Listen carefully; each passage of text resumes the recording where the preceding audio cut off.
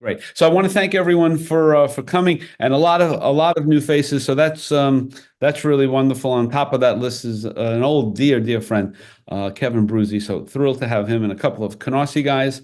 So that's really fun. So I want to thank Photo Shelter, Pro Photo Daily, Epson, and American Photography for always being by our side and helping us. Tonight we have three presenters, Blaise Tobia, Helen K. Garber, and we start tonight with Helen Rimell from the UK. So Helen, you share your screen and off we go. Okay. So do you want me to give you a little intro to the project? Yes, do that, Hel. Okay, so I started, my mum was diagnosed with vascular dementia back in 2015, which was a massive shock to us all because it was early onset. She was only 60. So yeah, it was a real big shock to us all. And I talked to my mum and we decided that I wanted to document her journey with dementia. And she agreed because she wanted to help other people and raise awareness. She'd always been all about other people her whole life. So we started kind of documenting it way back then, I guess, but there wasn't much visually to see in the early days. And then it became much more kind of apparent in 2018, 2019. And then in 2020, I moved, or 2021, should I say, I moved back into Wales to my mum to be a full-time carer.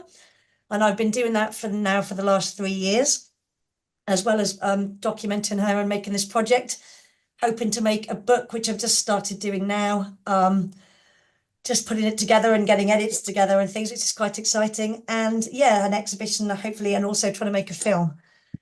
So I'll let you guys have a little look. Oh, it's not doing it again.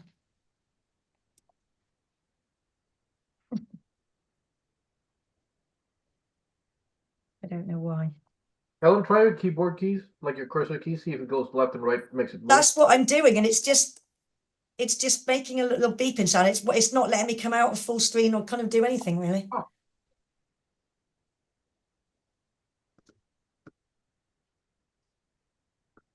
It seems to have stopped. There we go. There we go. Right. Okay.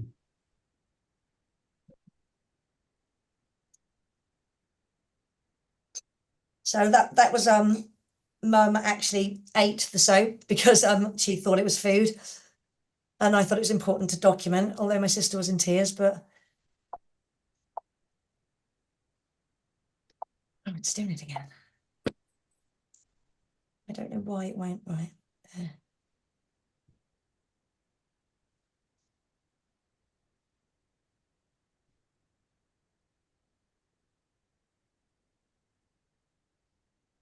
If you have any questions, do feel free to ask me.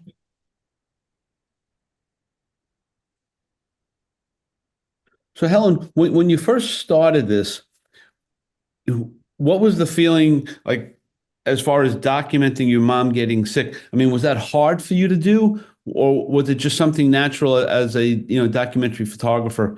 This is what I do. Both, actually. I photographed my mum my whole life, so it's something that it seems when I stop, it doesn't want to do it again.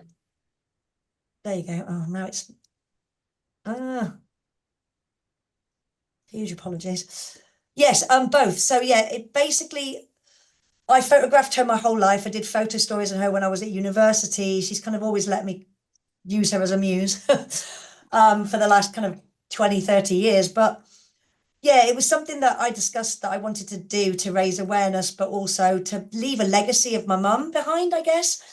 Something, and to do something that would bring us closer together. Well, we've always been really close. She was my best friend my whole life, but yeah, it's become harder as obviously when I started being her full-time carer, because when things happen, if she falls or she, wets herself or something happens, your initial reaction is to help her because you're the carer, you're her kind of person. But I have to step back and go and get the camera sometimes, and it's a hard balance.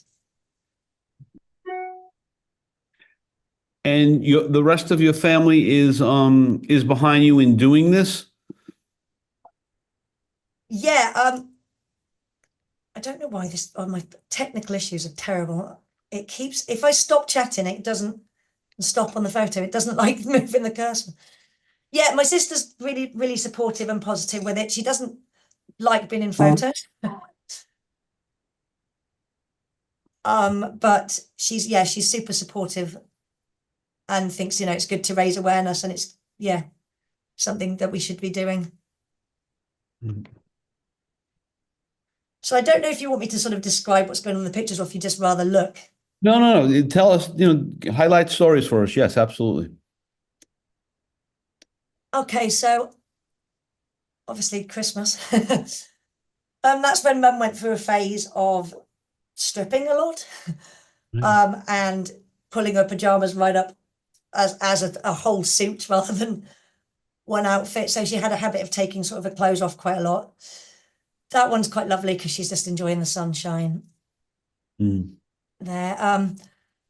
Yeah, that was quite a horrible and really hard moment for me, where I just got really, really cross and ended up kind of losing my temper and giving her a sort of smack on the legs. But you can even see the handprint. And I think for me, it's really important to document the really hard stuff and, the reality, and not just document, the good side of, oh, here's my mum on a good day with dementia, looking sweet and nice, because that's not the reality of it, and that's not how it is. And I wanted to use this project to help other people as well, and make them not feel alone, and kind of I guess see how dementia really, really is, so people can get educated perhaps and understand, to help their loved ones more, or use it as a reference point, I guess. So I've sort of showed everything.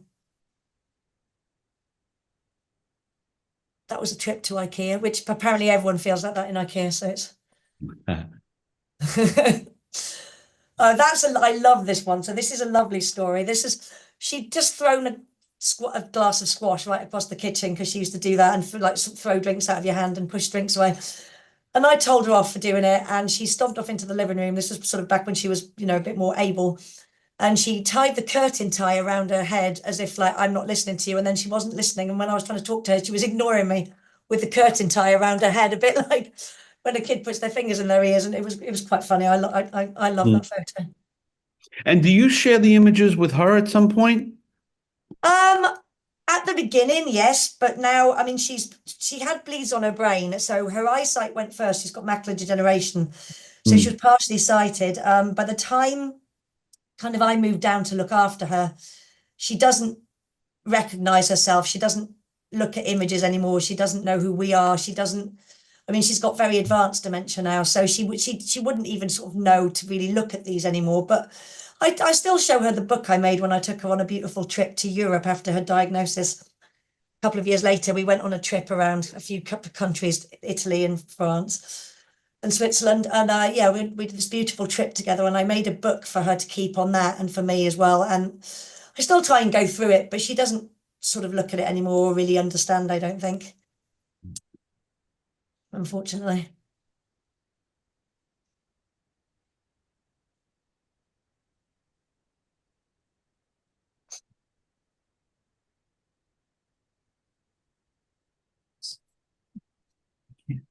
Not all. And if you want to read some of these, Helen, feel, you can do that. Oh, okay. I guess you've read this one though. Yeah, you can do that. The basic, so the plan for the text basically is, I was writing every day on WhatsApp to someone that I loved at the time, when I first moved down to care for Mum, and it was really, really difficult, and we would chat every day online, and that became kind of my person to talk to, my release, the person I could talk about how I was feeling, and let things go, and the person that sort of helped me deal with what I was going through with Mum. And then I realized, when talking to a really good friend of mine, about the project, that bringing the sort of my feelings into it and bringing myself into it is a huge part of the project, because it's not just about her, it's about how it affects me and our relationship and the family of people with dementia. And so I've decided to sort of lay it really raw and bare, and put my weave pieces of my writing in between the images, which is what I plan to do for the book. Mm-hmm.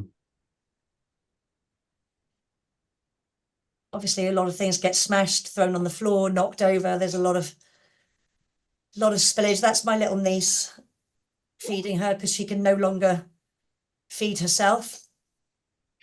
Yeah, and Helen, are you seeing that your mom is remaining the type of person she was before, or is there a radical change of what she's become? Radical changes, absolutely, yes. She went through a really aggressive stage. That's why her carers quit during COVID. She was on all the wrong meds, it turns out, but she used to be the sweetest, most loving, caring, kind person. Always did things for other people.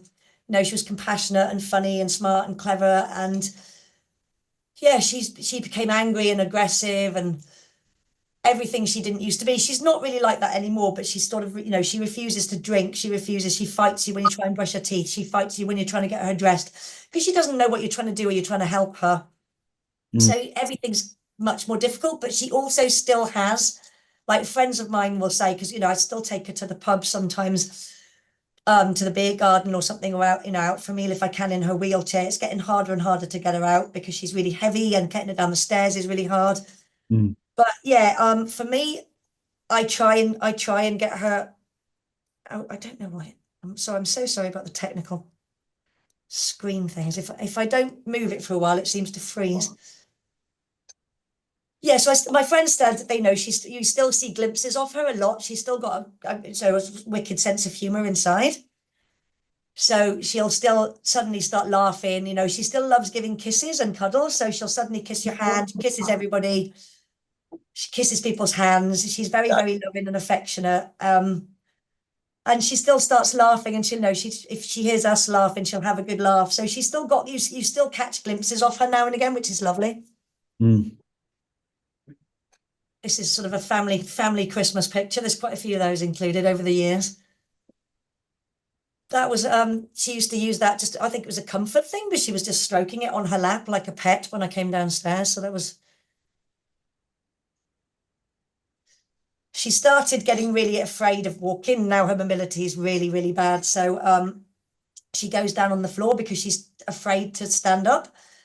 And then it takes two people to get her up because she's getting heavier and heavier because obviously she's got no mobility. So often she ends up on the floor. And I think that night I had to wait for my sister to come around to help get her up. So I just ended up giving her a dinner while she was sitting there because what else can you do, I guess? But And are there other stimulants that she enjoys, like because there's a question about music. Does she enjoy music? You know, yeah, we absolutely, I mean, I play music every day. I have her in the office with me while I'm doing editing and working. When we put music on every day, she used to absolutely love music. She was crazy about music. I used to take her swing dancing with me in London because she was a rock and roll girl back in her day. And I do swing dancing and Lindy Hop. So yeah, I used to take her with me to London and she loved it. And we used to dance around the living room to Elvis. And if he came on, she'd say, "Oh, he's lovely." And she loved him, but obviously she doesn't recognize songs anymore, but she still taps her foot a little bit. So yeah, I still think that it doesn't get her like it used to, but I think it's still there. So we play music every day, basically. We have it and on all the time. and what do you do for your own sense of keeping a balance of going through this? Right. I mean, there's a lot for you to learn. There's a lot for you to understand and try to comprehend. How do you manage yourself? It's been really, really, really hard over the last 3 years, I have to say. I started cold water swimming in COVID. Cold water. And with my friends, because in Wales it's a small beach town. So that's what I did, and that's what I've been doing for the last few years. That really helped for the first couple of years, definitely. I had massive burnout at the beginning of last year for about 3 months. January, February, and March was really, really difficult. But yeah, I mean, you just got to try and get out, see friends, even when you don't feel like it. I go dancing when I get back up to London a couple of times a month. I do get out dancing and see friends, and that dancing is brilliant for me, I think. And traveling when I can, although I can't obviously much with mum, but I did go away a couple of times this year, and my sister had mum. So yeah, I'm trying to sort of do the things that I love doing to be there for her, because I think if you don't prioritize self-care, you do end up with burnout, which happened to me last year. So I'm very careful now not to end up back there. Right. Because it was quite a dark place. And obviously, this is quite a fun photo in a way, but it was the Jubilee. Okay. And then it was a nice moment that she'd got herself into the bath, because she'd forgotten how to do that for a really long time, but obviously forgot to take her nightdress off.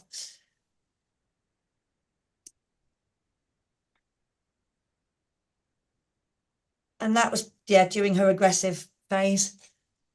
So she used to hate bath time for a good sort of year or so. So she'd hit, pinch, dig her nails in, bend her fingers back, anything she kind of could, which is the absolute opposite of her personality her whole life. So that was pretty heartbreaking and shocking and horrible for all of us, really.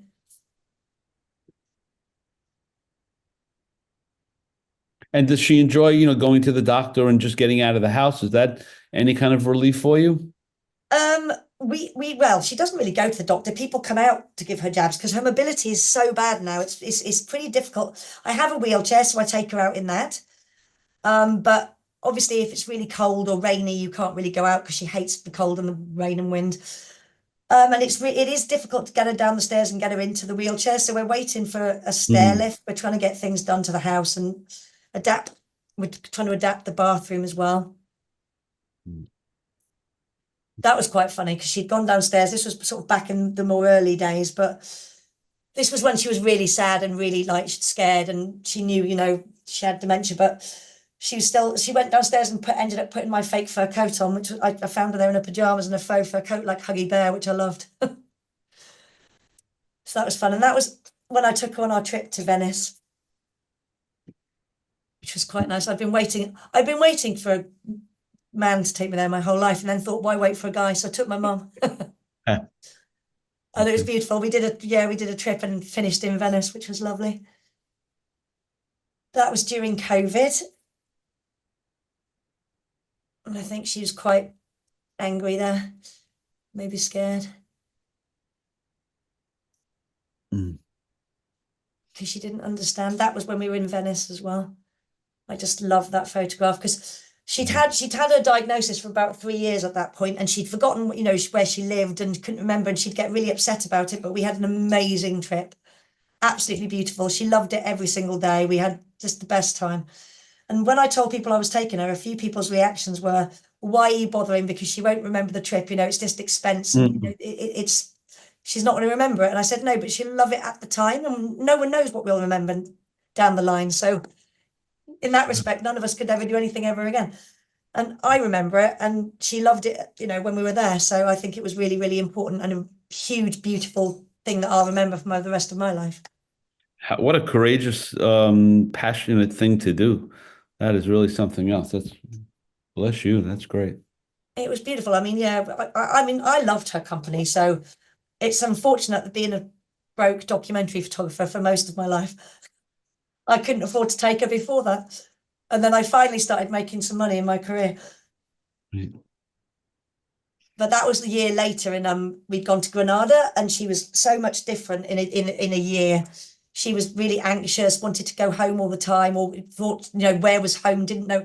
Whereas, the year before, she loved people watching and chatting to people and sitting in squares for hours and whiling away the time. And then Granada, she was much more anxious, and just it was, we still had a nice trip, but it wasn't the same. And did you have to do anything from an airline standpoint or any of your transportation to let them know you were bringing someone who had dementia? I don't think I did. The first trip I took her by train. Okay. So we went Eurostar to Paris, and we met up with some friends in Paris, and then we went over to Lausanne in Switzerland, and then we went down into Italy to Florence, Montepulciano and Venice, and then back through Paris and back home. So we did it all by train, which was great. And then to Granada we did fly, and I think I told them when we got there, but I'm not sure I did anything in advance. Right. It's not long haul, so it was relatively easy. I mean, I wouldn't be able to do it now because obviously she's so much further along. Yep. Unfortunately, in the disease. Would you like me to read this out? Yes, that'd be nice. "Excuse me, lady." Oh, Mum just said, "Excuse me, lady," and it broke me again. She has no idea who I am. She doesn't ever say my name anymore. It's like I never existed. She was the closest person to me my whole life, the person who had my back, who understood me, who was my best friend and my champion. She was the only person who ever truly knew me and still loved me anyway.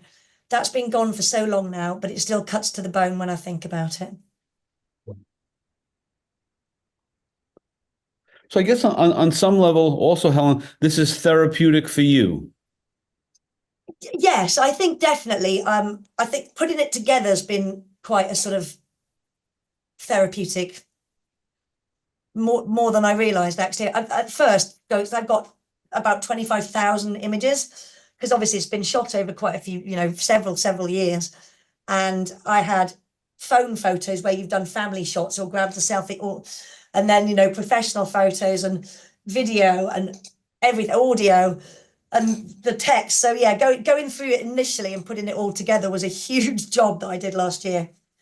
And then amazingly won the Bob and Diane Award with wonderful Gina, and that was an amazing sort of boost to get it out there and make me realize that actually this has got potential to go somewhere and people are interested in a project about someone with dementia. And then it's kind of gone from there. It went viral on the BBC, which was amazing.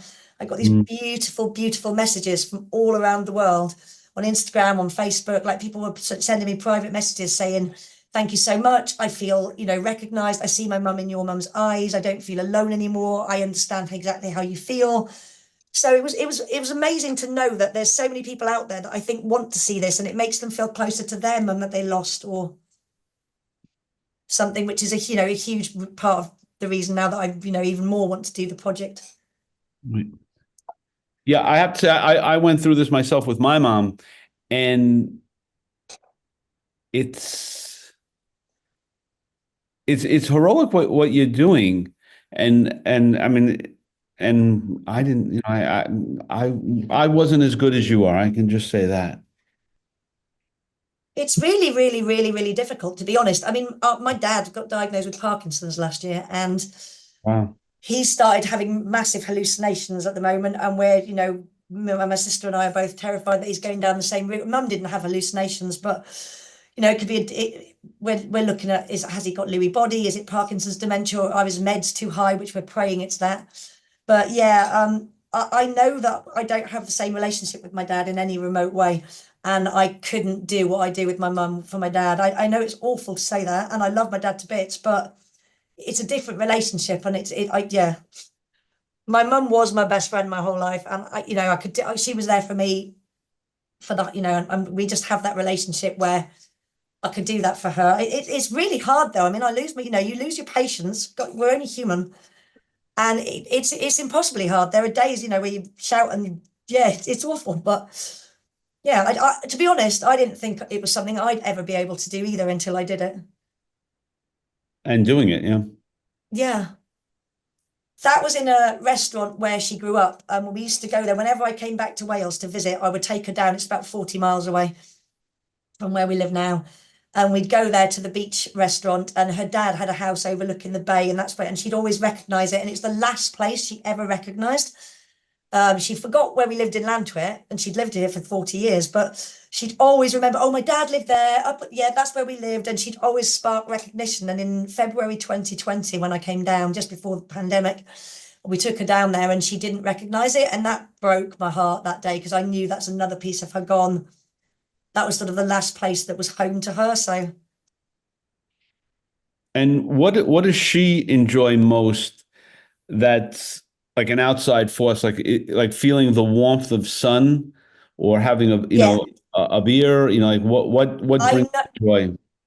I know that she loves the sound of the ocean because she grew up next to the ocean, as did I, as do I. So yeah, getting her down to the beach when I can in the wheelchair. We try to go down, maybe catch sunset and just listen to the ocean and see watch the ocean. We don't know how bad her sight's got now, but she can still see, so she's not completely blind at all. But yeah, I try and get her out into the ocean. Yeah, she absolutely loves the sun on her face as well, and she loves people. Like I said, people's laughter. She loves cuddles. She loves, all my friends love her, so they all, they've loved her all her life because she's been like one of us and one of our friends. They've all, she was the mum that let us all hang around at the house our whole lives. So all my friends sort of, especially moving back here, because I've got kind of a couple of school friends. They've known her since we were kids, so they come around, they give her hugs. They come over when they can. It's not often because they've got their own lives and families, but yeah, trying to get her around other people is lovely. That was a birthday celebration, and she suddenly decided to just tip the prosecco everywhere, which is a crime. Yeah.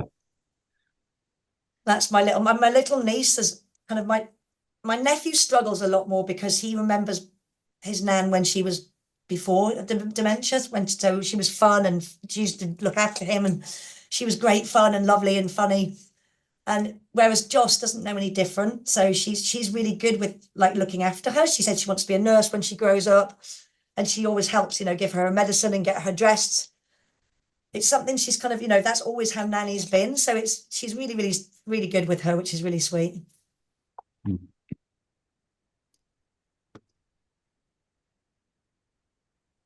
And that's my sister having a moment. And that's, yeah, just finding things in funny places.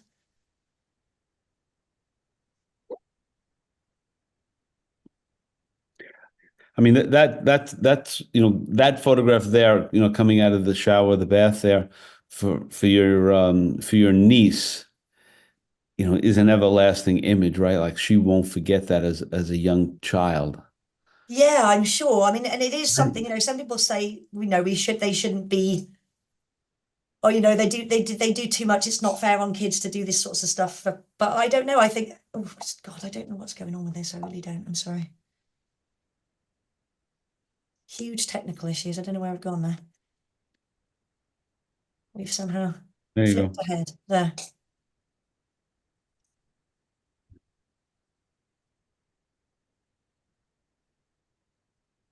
That was one of her carers back when she still had carers. But that was a nice moment because that was back when she used to have a, really great laugh and a great sense of humor.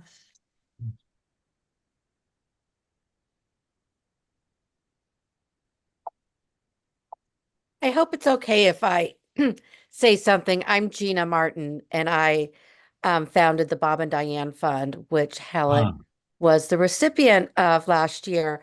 And Helen, there's a lot of images here that I have not seen. Yes, this is the full kind of, because you only had the 25, didn't you? Yeah. Yeah, and I've put kind of a full edit together now for this, which is great, which I've been working on all week because I had it sort of cut down, but not cut down enough. So I was messaging Frank yesterday saying, "Oh my gosh, I need to kill my babies. I need to cut more photos out." But mm. obviously, it's really hard. I mean, that's a beach moment. I think that's a really beautiful, beautiful, just lonely, beautiful image, really. While we have Gina here, Gina, what is the process for selecting? Yeah. So I'll just say I started the fund in 2016 in honor of my parents. My mother had dementia and my father cared for her. And we open submissions every September, and we get about 70 submissions a year. From this year was 32 countries.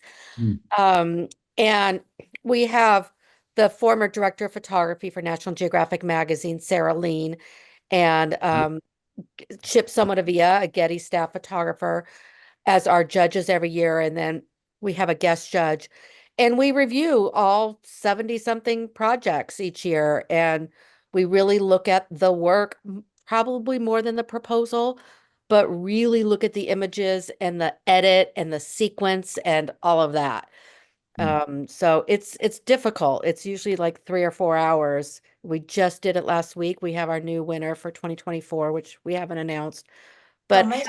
Helen's work just is one of my favorites. We've been doing this since 2016, and her project is so personal, so strong, and I think is just a great way to bring awareness to the disease, to bring a visual understanding to it. Because if Yeah, you haven't lived with it, you really don't understand it. yeah.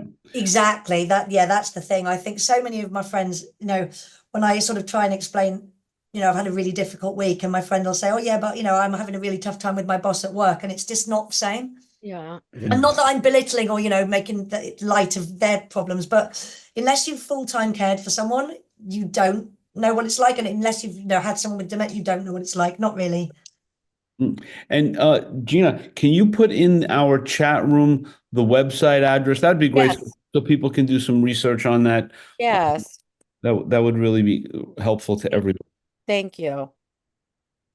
I guess everyone's had time to read that now, right? I don't want to take too long. just But I tell me. also wanted to say, the Washington Post announced when Helen won the award, they did announce it and published it online. Beautiful. They did. Washington Post, BBC. Yeah, it's been in quite a few places, which is Mhm. amazing actually, since winning the wonderful Mhm. award. Would you like me to read this out, or do you want me to move on? No, read that and then you move on. So, because we have a big night tonight. Mum just wet herself all over the kitchen chair and floor whilst having dinner, after she had already tipped a whole glass of squash all over herself and the living room chair, so I'd already had to change her once. She'd also already fallen on the floor and then walked through the wee and walked it all over the kitchen. And I automatically started to write this to tell you because you are the person I always tell, but then I remembered that you don't talk to me anymore and my heart broke all over again. That's the breakup I went through when the guy left, and well, my best friend. And yeah, broke my heart. So I didn't have anyone to talk to about it either, which was hard last year. But anyway, it's all part of the story, I guess. It's all part of Life has a way of getting in the middle of everything, right? it does. And so Mum spent a lot of time, obviously, as I think a lot of people with any sort of dementia experience will know, that they get lost a lot and go wandering a lot. So Mum was going out and getting lost constantly. We'd have the police out, the police were bringing her home.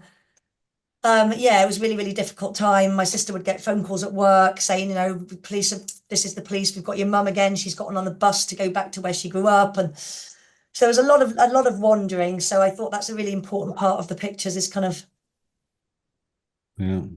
and a lot of trying to get out, obviously, and looking through the front door constantly and trying to open the handles and just get out. And putting things in places they shouldn't be. She spent a long, there was a phase, she doesn't do that anymore, of putting towels down toilets. And her jeans and her clothes, and she would take them off and put, and you'd like, where are your clothes? I dressed you earlier and they were in the toilet. Really? Yeah, so it's different in everybody, obviously, and people just do things that, you know, you don't sort of know why. But You know, one thing my mom used to do, she would think it's, at 11 o'clock at night, it's the morning. So like, you'd fight with her. And then, so instead of fighting with her, I made her breakfast at midnight. I made eggs, cool. I made coffee, and then, she ate and then she went to sleep. It was like the whole thing was, yeah, Yeah, it was better to do that than it to, is definitely. I mean, we spent a long time because obviously I didn't have any experience with dementia, so I did things that now I've done a lot, a lot more reading and I've got a lot more experience. Like, yes, this is your home. Yes, you do live here. No, it's not my home. And, I'd be saying it is, and you shouldn't argue. So now I realize I should have just said, okay, no, it's not. We'll go home soon. It's fine. But you're like, no, why don't you recognize it? Because you want them to, and you want them to remember, and you want them to go, of course, it's my house. yeah. One question to Gina. Gina, with all the different stories that get presented to you, is there any differences from the different places of the world that it's just different? Is there anything that, I know that could be a very, very dumb question, Yeah, but no, it's not. No, it's so universal. This is a it disease is. that is worldwide. Since 2016, we've received submissions from 58 different countries. And to me, I think that's pretty incredible. Um, and some projects are very personal. Some are from a hospital where the photographer doesn't know the patients. Mm. There's been all different kinds. One is of a friend, someone that someone knew. So they're all different, and some will be from the caregiver side. So it's always very interesting to see all the different projects each year. But universally, they're really so similar. There Uh, it is. yeah, it touches every corner of the world. Yeah, I think that's what I noticed when it went sort of, yeah, when the BBC put it on their Instagram and it sort of blew up. And I had messages from Argentina, Chile, like everywhere, Yeah. South Africa, just everybody saying, I see my mum in your mum's eyes. And I thought that was the most beautiful feedback and comment. Someone messaged me the other day and said, I love looking at your project because it makes me feel closer to my mum. And I just thought that's just beautiful. It means I'm doing something, and it is worth it. And it is not just, sort of keeping my mum's legacy alive, but also helping other people. And I think my mum would absolutely love that, because she, you know, she looked after her old aunties when one had cancer and one had dementia when we were young. And she lived with them half the week because I'd left home. My sister was sort of 18, 19. So mum was sort of spending half the week there, half down here. And she'd always done everything for other people. So for her, you know, if she said if she could help people, you know, if her showing what dementia's like could help people, this was obviously when I got consent initially. But you know, I think it would be a wonderful legacy for her to be able to help other people. Obviously, there she's put her jeans, she's taken them off, put them back on again, inside out. Which yeah, the little moments like that do make me smile, because you've got to laugh in the sort of, because then there's a lot of sad moments, but the funny moments are good. Yeah. I mean, that And I one's just quite want to sad. say, when the BBC reached out, it's because once we have our winner, I work really hard on getting the work out there, to publications all over the world, in print and online, because our whole mission is to bring a visual awareness to this disease. And so I really work on having organizations and publications and digital platforms to publish the work. And we do get a lot, because it's the only grant of its kind. So we were thrilled when the BBC picked it up. Yeah, as they should. Yeah. Yeah. Yeah, it was pretty good. Oh, it's done it again. Mm. If I stop for too long, it doesn't like it. And don't stop. I know. Well, this is quite a tough one, but I can read it out. It's got quite a bit of swearing in it. Are we past the watershed? Yes, don't worry. Yeah. I am actually a total fucking sociopath. My mum just wet herself in the garden when we were trying to have lunch. I had to drag her inside in front of the workmen as she was clinging onto the scaffolding, and then strip her in the kitchen. She then got confused and sat on the stairs, whereby I was screaming at her to get up, as I didn't want to have to wash all the carpet too.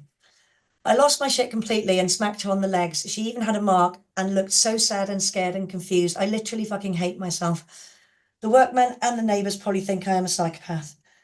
Mm. And it's a bit, I wasn't going to leave it so rough and ready. I was going to rewrite it, but having spoken to some book editors and publishers and people in the last few weeks, they said they think I should leave it completely raw and just literally have it as it is. Yeah, I agree with that too. Yeah. I was going to write it slightly more refined.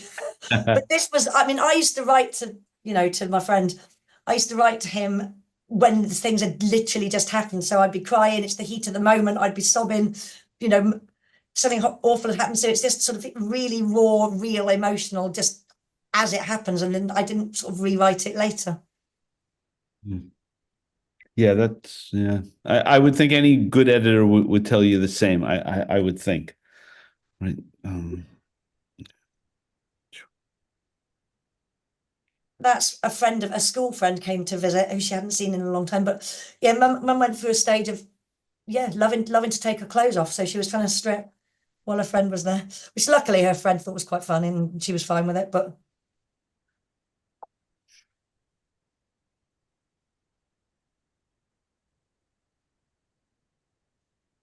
and that's, you know, yeah, still a bit of her sense of humour Yeah. when we went out for afternoon tea. Yeah. So do you ever show her old photographs of herself as a young girl? Yeah, so I've got some. I haven't included the young girl ones yet, but I've got some nice ones at the end of the show, of us Yeah. together and her before, or kind of, yeah.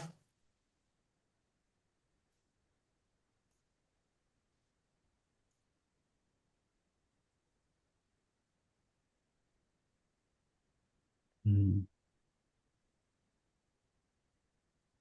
That was someone I think trying to say hello to her, but she doesn't recognize us, so she doesn't. People don't understand. Like the neighbours had said to me yesterday, "Oh, you know, tell your mum that Dave from round the back said hello." And I thought, well, I'll tell her, but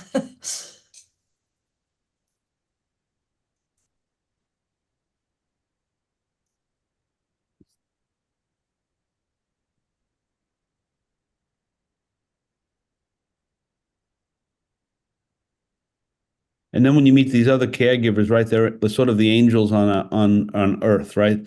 The patience and the fortitude, just amazing, those people. so that was mum getting lost and the kids looking for mum. Mm. which we spent a lot of time doing because she'd escape and then we'd have to go and try and find her. And if it's getting dark, we'd all take different streets and try and track her down.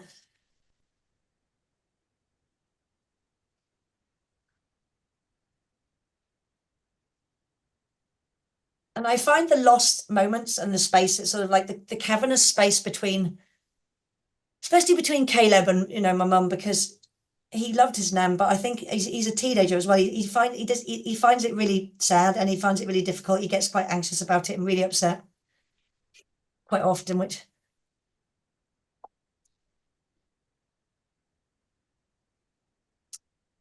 wetting herself has now become the norm. It happens at least every other day, often more than once.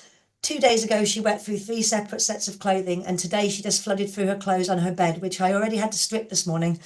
And then when I took the wet bedding and clothes downstairs to the machine, she got out of the shower before I had a chance to wash her and sat on my bed. So now I've had to strip that too. It's exhausting, brutal, and never ending. And now I'm dealing with it without anyone to talk to. I feel so alone sometimes, it feels like I'm drowning.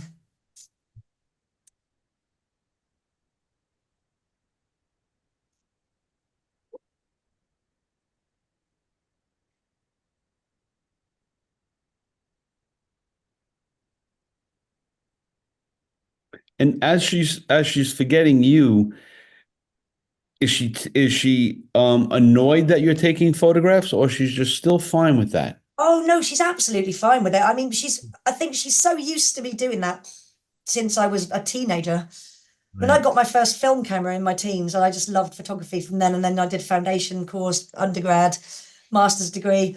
I've been doing 3 picture stories on my mum since I was at Newport on the Docfoot course. And yeah, mum once let me use her as a tripod when I'd forgotten to take one to get a sunset picture at the beach. And bent over and let me kind of rest the camera on her back to not have camera shake. She's been, I mean, we talked, we were total best friends. So I think she's really, really used to it. But she's not huge. I don't know how aware she is of it now, to be honest, but I think she's so used to it anyway. It's part of who we are. And that was my nephew. We were going for a beach trip. Another little afternoon tea trip. So yeah, I've got some school friends that I've known since I was 5 and their mums, and they've known my mum since we were kids. So we try and go for afternoon tea or lunch, once every few months just to get her, out with people and do nice things. And I try, I get her out for lunch or up to the beer garden if it's a nice day in summer, and we listen to the bells ring, which we did the other week, which was really lovely. And Helen, is it possible, or does it happen for you that you separate yourself from being a journalist and a daughter? Like, can you separate yourself? Yeah, it's been really hard. I mean, I feel like I'm not getting like the pictures that I should be or could be, or as much work as I could be or should be, because I'm being her daughter and her carer. And then I miss the moments, like I've got the kids this week because I sent my sister on a much needed break with her partner because they haven't been on holiday for 14 years. And I've got her kids as well. So it's been sort of get the kids, have dinner with the kids, feed mum. I've got to spoon feed mum, but I should be documenting all of that. But it's really difficult to do that when you're the one cooking and cleaning and feeding mum and do. So it's really hard to try and balance it and pull back. Like when she wet herself and your initial reaction is, oh my gosh, quick, get her clothes off her, bless her, or get her upstairs, get her in the shower. Or if she falls, you want to pick her up, you want to catch her, you want to comfort her. You want to make sure she's okay. It's hard to sort of go, hang on a minute, wait, step back, which I do. But you have to make yourself step back. Like when she wet herself, in the kitchen once, I had to step back and go, hang on a minute, okay, just let her sit there for a minute. It's not going to kill her. Go and get your camera and do what you have to do, and then step back into daughter and carer mode. It's been a kind of tricky balancing act, I think. Yeah. Hopefully I'm doing okay at both. Yeah, seems like I'm you are. trying my best at both, but And Gina, the selection process, do we always have a situation where the person with dementia is still alive? No, there's been ones where the person has passed. Yeah. Okay. Okay. And I was She going to say when I mentioned the Washington Post when it was published, I read a lot of the comments, and it was more critical comments of her not having the ability to give permission. And so I commented on a lot of them to explain that she did give permission, even though her disease has advanced, but that pictures like this, they're not happy and nice, and they're hard to watch, but or hard to look at. But it goes with other things that go on in this world that are images that are hard to look at, but it's reality. So I think people struggle with that. Yeah. Okay. Yeah, I mean, I was very lucky in that I only had a few negative comments on like most things I've read. I didn't read the Washington Post comments because I know it's a really big newspaper, and I think that was the first one to come out, so I Yeah. avoided the comment section. Because everybody said, don't look at the comments, don't look at the comments. But I think after that, once the BBC one went out on Instagram, because I was getting loads of personal messages, I started looking at them. And, you Yeah. know, I would say it's 90% I've had a really positive and really nice Yeah. comments. Then, you know, you get the trolls and you get people that don't Yeah. read the article that say, oh, you know, your mum hasn't done. And I'm like, you didn't even read the article. You'd know she consented if you read it. Right. It's a normal, Yeah. uh, That's first I what you took get. it first I took it personally, even though it's not my project, but it's my grant and it's something I really truly believe in. But I think that if you don't, if you have not experienced dementia, you really don't understand it. And images and documentation like this really does show it and helps people to understand what this disease is on the person and the people around them. Yeah, and I mean, mum knew my work. She knew how I worked. I've worked with sex workers in India in brothels. I've worked in Kashmir. I've worked in Afghanistan. Mum knows that, you know, I go personal, I go deep, I form really strong bonds with my subjects. So she knew what, you know, what she knew what I was going to be showing. She, as I said, she nursed her auntie with dementia. So she knew more about dementia than I did, for definite. And, you know, she agreed to it back at the start, and my sister and, you know, the family agreed to it. So it's something that I know I've got support of. I knew I had the support from my mum, and I know I've got support from my family and my friends. So I'm good with it. I know that I'm doing it for the right reasons. Yeah, yeah, not a It's question. still horrible to get negative comments and I bet. nasty trolling, and It it's still, is. you know, if you're having a bad day, it can still make you cry and it still really hurts. But I still think it's really important work and it needs to be done. James put it best. She has nothing to apologize for. If you check the chat room, but continue. Oh, We're thank you. Okay, so at the moment she keeps slipping off her bath seat. Because she won't keep the non-slip mat on there. She pulls it off. She just fiddles with things and pulls things off things all the time. And then she slides off when we're trying to get her out of the bath. So often I have to get a second person because it's not a one-person job. yeah. So, you know, she bruises her back. She really hurts herself because she slips off the seat sometimes quite fast when you're trying to get her out. So I've now asked to have a shower, like we're trying to get a bathroom put in with a proper shower cubicle for, like, say, disability shower cubicle. Yeah. And a stair lift because she's starting to get so scared on the stairs. She tries to sit down on you when you're behind her, and we're both going to end up dead. She's going to crush me. So Yeah. there's lots of things that are really difficult to get, and you have to fight for everything, basically everything with social services. Okay, this is quite a nice one. I went over to give her a hug, and Mum looked at me, right at me, into my face, which she never ever does anymore, and said so coherently, I love you so much. I want to believe that in that moment, just for those few seconds, she knew who I was and wanted to tell me that she still loved me. It was fleeting and then it was gone, but it was so beautiful it made me cry for the fragility and immeasurable value of that moment, but also for all that we have lost. Mm. And then this is quite a recent photo actually, and I love that because that's my best friend since I was 5, one of my best friends. And she's amazing with my mum, and they all love her, all my friends. So yeah, we'd got her out and they were having a beer festival and there was a live band on and there was music and laughter, and mum absolutely loved it, and she lit up, and she was getting cuddles off all my friends and a big glass of Baileys, if you noticed there. She loves a Baileys. Mm. So that was quite a nice evening and quite a nice moment.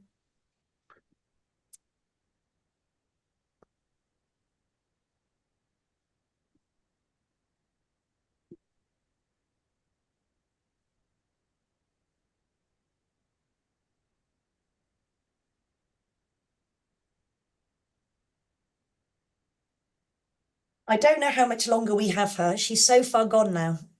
I am terrified of losing her completely, of being completely alone, which sounds so selfish.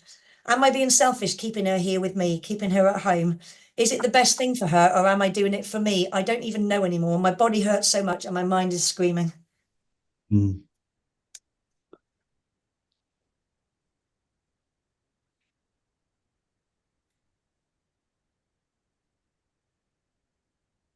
I love that shot. Yeah, beautiful. Helen, we really have to move along. Yeah, we're not. I think we're quite close to the end now. Yeah. Okay, good. Towards yeah. Beautiful. Christmas. Mm. I think that's a really fun shot as well, actually. Mm. Yeah, we are quite close to the end now, actually. Okay, great.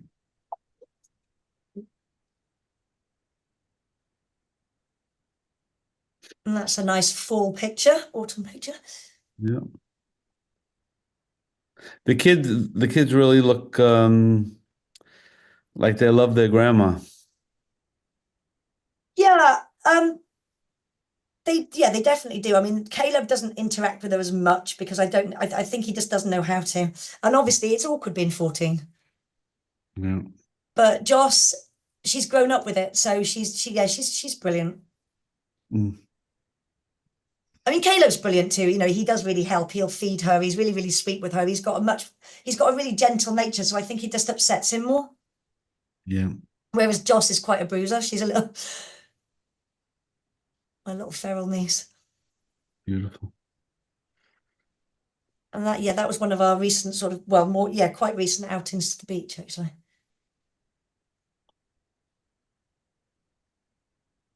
And we have to sort of give her drinks like this now, because otherwise she won't drink it at all.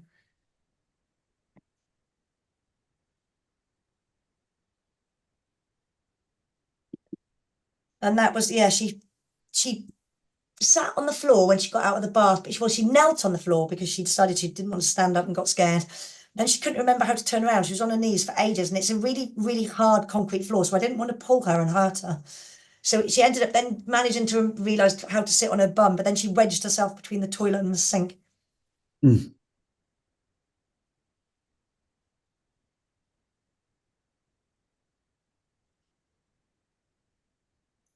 Yeah, this is the end. Mum ate rocks tonight and I didn't flinch because it's normal. It's not the first time. We were in the pub. I managed to get her out for the evening and it was lovely. She had pizza. And we sat outside listening to the church bells ringing, and she was laughing and really enjoying being around people. It got chilly, so we went inside.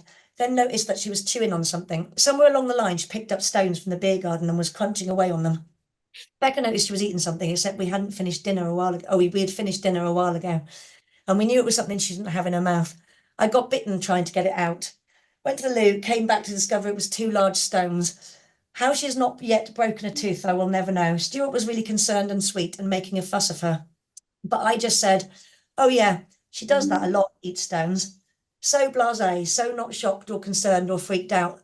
When does it become normal to eat stones? When does it become normal to be so used to someone eating stones that you stop thinking it's unusual or distressing? I realised that I have become so desensitized to dementia, so used to this life, this world, that I have stopped documenting it, stopped finding it different, weird or unusual. Mm. And that was last week, I think. And then, I've put a few pictures in just at the end of her in the early days when we had a lot of fun. That was our trip in Italy. And that was in Switzerland, wine tasting. So yeah, as you can see, she had such a great sense of humour. She was so much fun. I told her to pout for a photo, and that's what she thought I meant, which I love. Mm.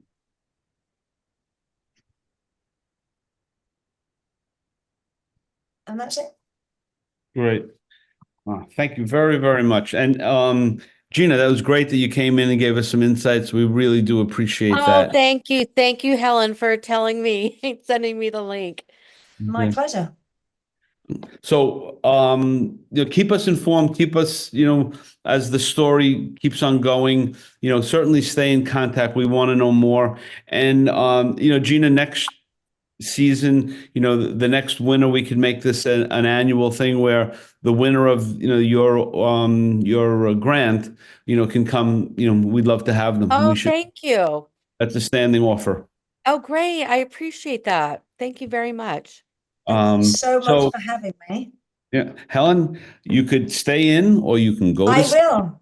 or go to sleep. It's late for you. Oh, No, I'd love to stay in. Thank you so yeah. much for having me. It's been lovely to show my work. Sorry for the technical issues and No, slight nerves. it happened. So stop sharing. Blaise, are you ready to go? Frank, yes, I could go. Yeah, Yeah. let's do that because you have a lot of friends here that want to see your work. So let's let you go. Okay, And I appreciate it. okay. Yeah, and Helen, take a look in the chat room there. You see a lot of beautiful comments. Oh, thank you. Okay. All right, Blaise, it's all yours. Okay, Helen, that was fabulous. Thank you. For all you Monty Python fans, though, I'll say now for something completely different. Yes. Love Monty Python. And I'm not seeing my. See, technical issues. It's not just me. Yeah. Hold on a minute.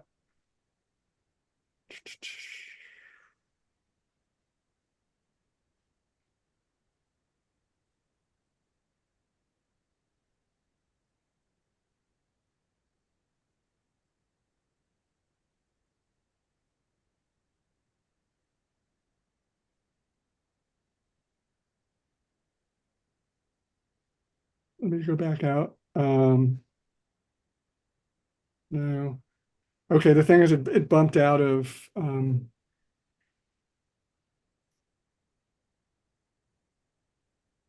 there you go. Are we good? Okay. Yes. No, that's not good. Hold on a minute.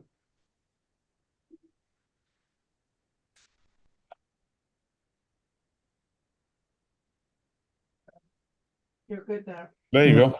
that's not good because I can't see my text. Hang on a minute, please. Okay. Presenter view. Stop share. Start share. Okay. Does that look good, Frank? Yes. Okay. So let me just move everybody out of the way here because you're all over my text. So anyway, I wanted to present my work in simple chronological order, but there's enough of a journalist in me that I decided not to bury my lead. So I'm starting with one of my favorite images, one that Frank used in the first email blast for tonight's projections. As you can see, it's one image, but also two images that have been juxtaposed with no separation between them. And the two images are printed on a single sheet of paper. Image pairing is one of the primary ways I've been working for many years. My method is to go back through my extensive archive of photos that are essentially straightforward documentations of material culture from around the world, looking for candidates for juxtaposition. When I'm lucky, I'm able to identify two images that resonate with each other, maybe even enhance each other. Sometimes the photos may have been made decades apart, or like these two made during the same week in 2006 in Rome. I call this pairing double helix because the staircases in both photos are helical, but it's also a reference to the double helix that is a human chromosome. And Blaise, just when you take a photograph, does something register in your head? I think I have a photograph that will be a great teammate to this one, whatever it may be, or whenever it may be. Frank, very rarely. Very rarely. I Okay. make each photo as a totally independent experience, and then I find out certain things are making me photograph in certain ways, and then the images match up, but I need to go in and find them. Right. Okay. So here's a very similar pairing, both staircases, right, but very different kind of staircases. These were made in the East Wing of the National Gallery in DC. And this pair I actually made within 5 minutes of each other. It was 2019. That upper staircase had always fascinated me, the way it's got that kind of indentation into the wall, the kind of negative space. The lower staircase is actually a sculpture by the English artist Rachel Whiteread, who I love, whose signature style is to represent things in negative form. She cast that from an actual stairway in an actual house that was then demolished around the sculpture. So I call this pair double negative.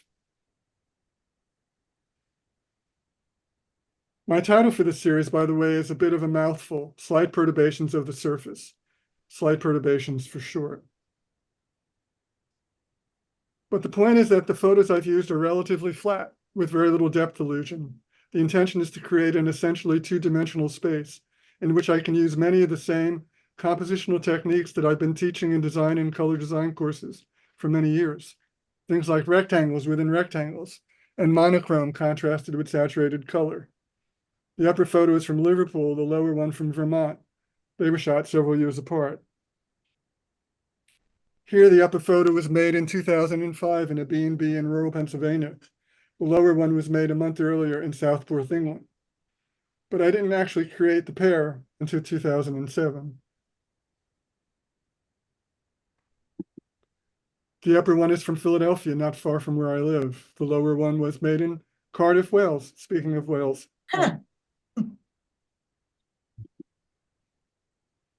In this pair, the upper one was made in 2007 in New York City at the old Apple computer store. The lower one was made in 2001 in Glasgow, Scotland, and was shot as a color negative. I say this because I was an early adapter and have been shooting exclusively digitally since about 2004. Both of these photos were made in 2006 on the Dine Reservation in New Mexico, near Four Corners. My title for this pair is Undulations. So Blaise, so you have a photograph, and then so this photograph is interesting, and then you go search your archive for one that would work together. Is that how it works for you? More or less. I don't usually start with one photograph. I usually spread out hundreds of photographs on the floor and start to move them together and pair them up. And sometimes they pair 3, 4 different ways. I have to decide which is the best way that they pair. It's an interesting process to watch. Right. It used to take place on the floor with prints. Now it takes place on the screen. It was actually more fun, I think, on the floor with prints. So just to give you an idea of my working method, the Slight Perturbation series began to take shape in 2007 when I was an artist in residence at the Vermont Studio Center. I narrowed hundreds of photos down to about 30 potential pairs and printed them. And then I hung them as physical pairs, 2 separate prints to make my final choices. You can see one of the ones I showed on the left, kind of taking form. By 2010, the separate prints had evolved into 2 images printed on 1 sheet of paper with a white separation. But then in 2013, I was preparing for my first and only show at OK Harris Gallery. I decided to see what it would look like if I took out the white separator, and I was very pleased with the results. I felt that each half of the pair maintained its integrity as an image, but that the potential for imagining a third image, the product of the pairing, was also enhanced. The upper photo is from Rome. The lower photo is from my cousin's house in Calatafimi, Sicily. And yes, we did sleep in the bed.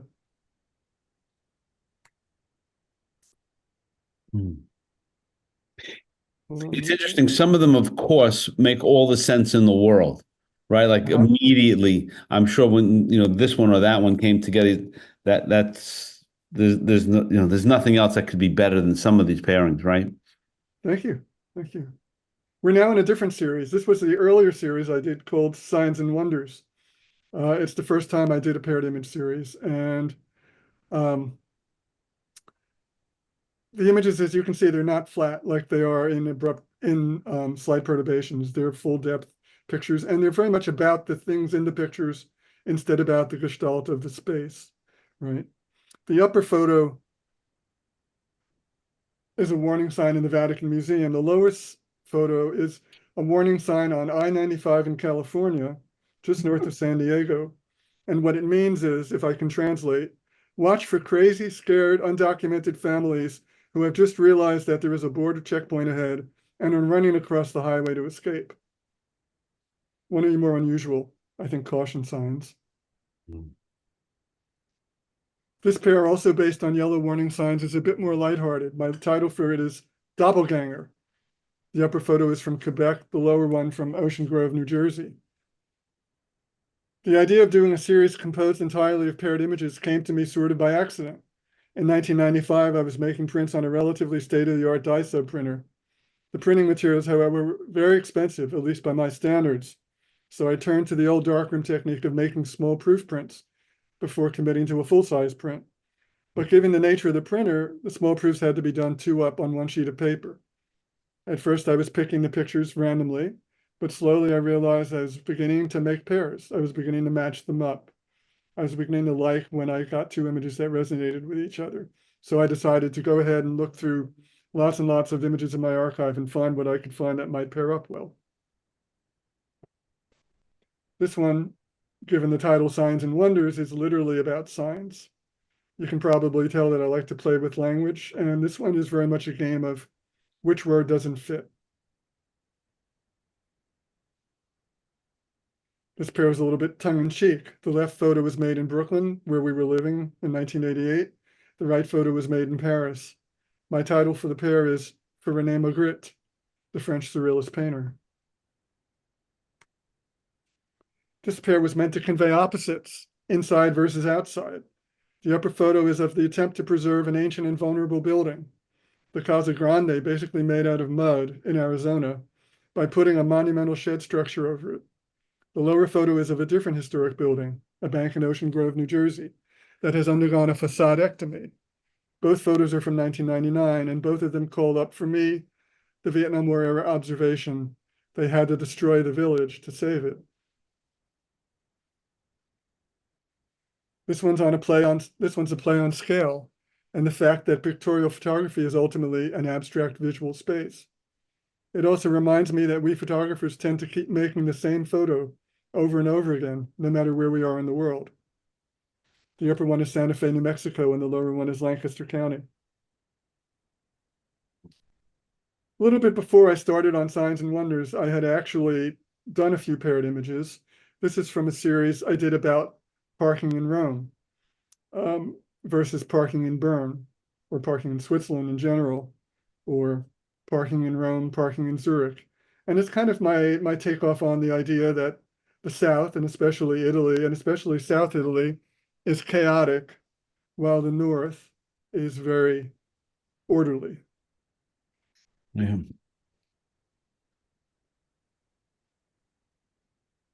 My third series of paired images is one I call Plain and Fancy. It's a little different than the other ones in that the photos are tightly cropped and the subject matter is a little bit mysterious. One frame is always flat and monochromatic. The other frame is always vividly colored and deeply textured.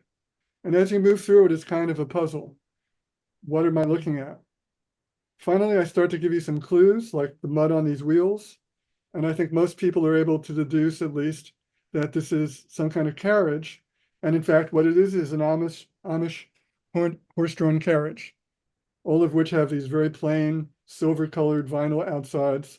And believe it or not, these incredibly lush, tufted, vividly colored insides.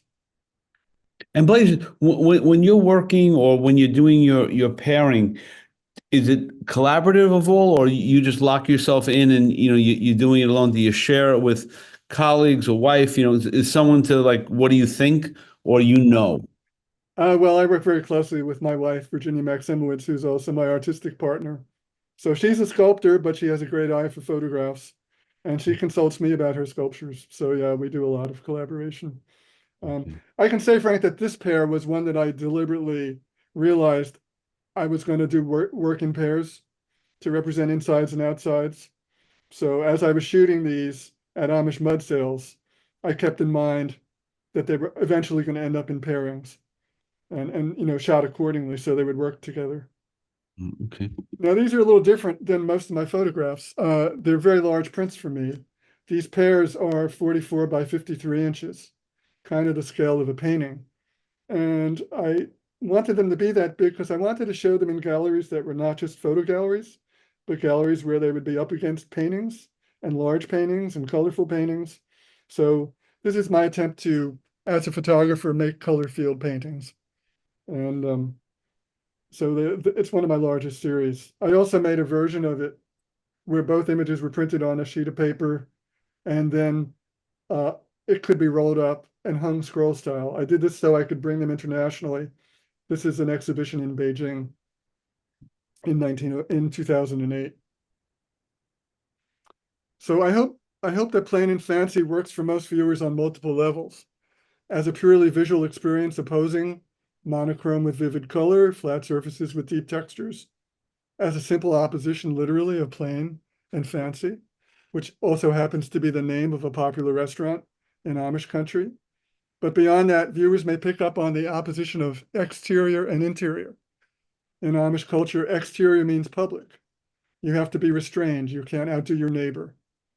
Interior means private, and you can do what you like, and you can recreate a 1950s basement den in the inside of your carriage if you really like to do that. Preparing for this, I went back through my work looking for other times that I've paired images, and I found one I did in the early 90s. I was asked to do an exhibition on a bus. This was a pretty unique arrangement. SEPA Gallery in Buffalo had a bus that was given to them to use for exhibitions. And they asked me to do the show 1 month. And the thing about the kind of piece of cardboard you have to use to stick into that bus ad space is that it's much longer than it is high. And I said, yeah, this is a space for pairing images. And I took a series I had been working on called Surveillance, and you can see the image on the left. I was surveilling those giant rooftop satellite dishes that people had in those years. And I superimposed what I thought looked like the kind of timestamp a surveillance camera might make. And I shot an infrared film. So I took these, and for the bus show, I paired them with screenshots from the Iran-Contra hearings. You can see Ollie North on TV there. Here's another one from the series. So I'm thinking maybe as people are watching the Iran-Contra hearings on TV, those TV signals are coming in through their rooftop satellite antennas. I also think of books. I do a lot of books, usually just small edition digital books. I think of the spread as a perfect opportunity to pair images. So this is from my book called Confronti, Photographs of Italy. I made it in 2010. On the left, you can see the Cathedral of Siena, which is very famous for its striped columns. I saw that guy in the shirt and I kind of shadowed him for a long time before I could get this photo. On the right, you see the longest stairway in Sicily, which is in the city of Caltagirone. Both of these I made within about an hour in Rome one afternoon, an afternoon when there was just beautiful, sharp, slanting sunlight.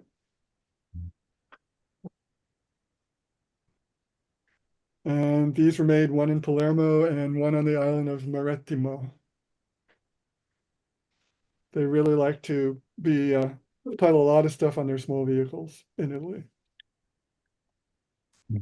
This is from another book, a book that I called Poor Mal, Shopping in China. I made it on a trip to China in 2008. On the right, you can see the women with the umbrellas. They're waiting to be hired as guides. And Blaise, Yes. for you, it's mostly, or tell me, is it the environment inspires you, or just visuals that you come across inspires you, and then it comes together on the back end? Like, do you ever go into it thinking, I want to shoot this? Frank, as I say, I consider myself a photographer of material culture. That's what I've been doing for 50 years. Urban landscapes, parades, Mardi Gras, my hometown's festival, all the ways that people express themselves in architecture, in detail, in costume, in activity. And so that's the baseline. But for me, it's got to come together. It's got to come together. It's got to come together with a focal point. It's got to come together with some possibility of really setting the thing off that I want to show to people. It's got to come together with some kind of design quality. Sometimes it's got to come together with humor. So those are the kind of things that are informing, me as I walk the world with my camera. It's a kind of street photography, but it's Right. less about people in motion than it is about the static world in a way. Yeah, I think that piece of that one sentence, the way I walk the world, Mhm. that sort of is clarifying in itself. Well, I love the title of one of Nathan Lyon's books, Notations in Passing. To some extent, I feel I'm making notations in passing. Mhm. Another one from the Poor Mao series. The project I had given myself was to see if I could find any traces of the Chinese Communist Revolution in 2008 when China had gone wild on shopping. And indeed, there were not a whole lot of traces left. Very often, all I could find would be like some plates in a tourist shop with pictures of Mao or Zhou Enlai or Lin Bao. For me, the three Zhou Enlai plates work very nicely with the clocks in the hotel lobby or the three men themselves. This is Shanghai on a very hot and humid day.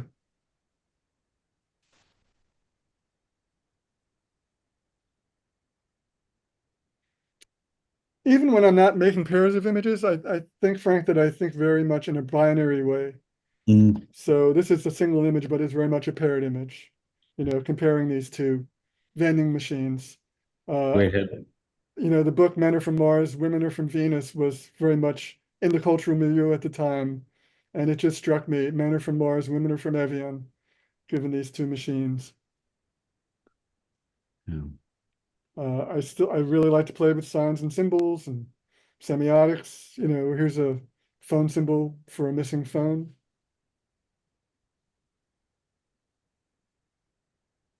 Here's two women, very different women on two different walls. Philadelphia? Philadelphia, yes.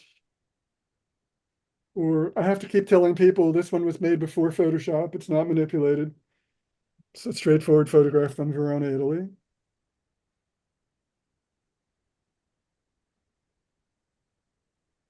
Coming back to another Signs and Wonders photo. I picked this one because I think it's pretty clear why I paired the images, right?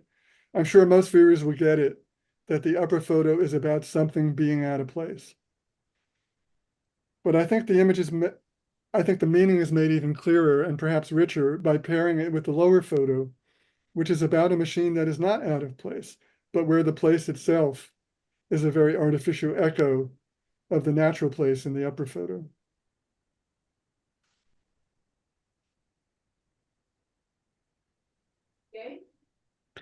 And, just Hand one back. quick question. Yeah. Do you ever find Yeah. yourself, I want to go to a city or a country that I've never been, to use that landscape to motivate you? Like, I don't know a lot of this, so let's go there. Exactly right, Frank. I think I do some of my best work the first time or second time that I'm in a new place. I'm pretty experienced, so I'm not totally fooled by the very easy kind of tourist shot. But on the Right. other hand, it's fascinating. It's a whole new world. It's a whole lot of possibilities for seeing the world. So yeah, that for me is a very special time, discovering new places. Mm. Thanks for that Really question. like an entirely new canvas, right? I mean, what are you going to find? And that must be so exciting. It is, but what I've also found is that so much in the world is recognizable, so much is similar. Mm, People want to do the same things. You want to take a subway in New York, you want to take a subway in London, you want to take a subway in Beijing. The process is pretty similar. I call it a kind of urban literacy, in fact. And that's part, mm, I think, of what I'm showing as well. yep. All right, so coming out of pairings, just want to show you a few other things. I lived in Detroit for a couple of years, and I think I did some of my best work there, speaking of coming to a new place, a place rich with possibilities. Driving around Detroit, I saw lots of buildings that I realized eventually had been built as bank buildings. You can just tell from the Mhm. architecture, you can tell from the corner, you can tell from the neoclassical element, right? But they were no longer banks. This one was an amazing pizzeria. You know, here the people who turned it into a storefront church decided a church has to have a peaked roof. So they added one, right? Or here, you know, the American Legion took over a bank and made it a bingo hall, right? So for me, I shot about 70 of these, and I did them classically. I did them with a view camera on 4x5 transparency film. You know, I wanted to really do these well as architectural photos. Shot about 70 of them, and I put about 50 of them into a book, which you can find online. So that's something a little bit different, Blaise, to have like a complete direction, right? Because usually you're this way or that way, but in this project, you're looking for banks that have been repurposed. Right. But first I'm realizing that this is a phenomenon that exists. Okay. Then I'm realizing it's an interesting phenomenon. And then I'm realizing I need to document it. And then I'm driving all over the city making notes about where these banks are and where the light is going to be coming from.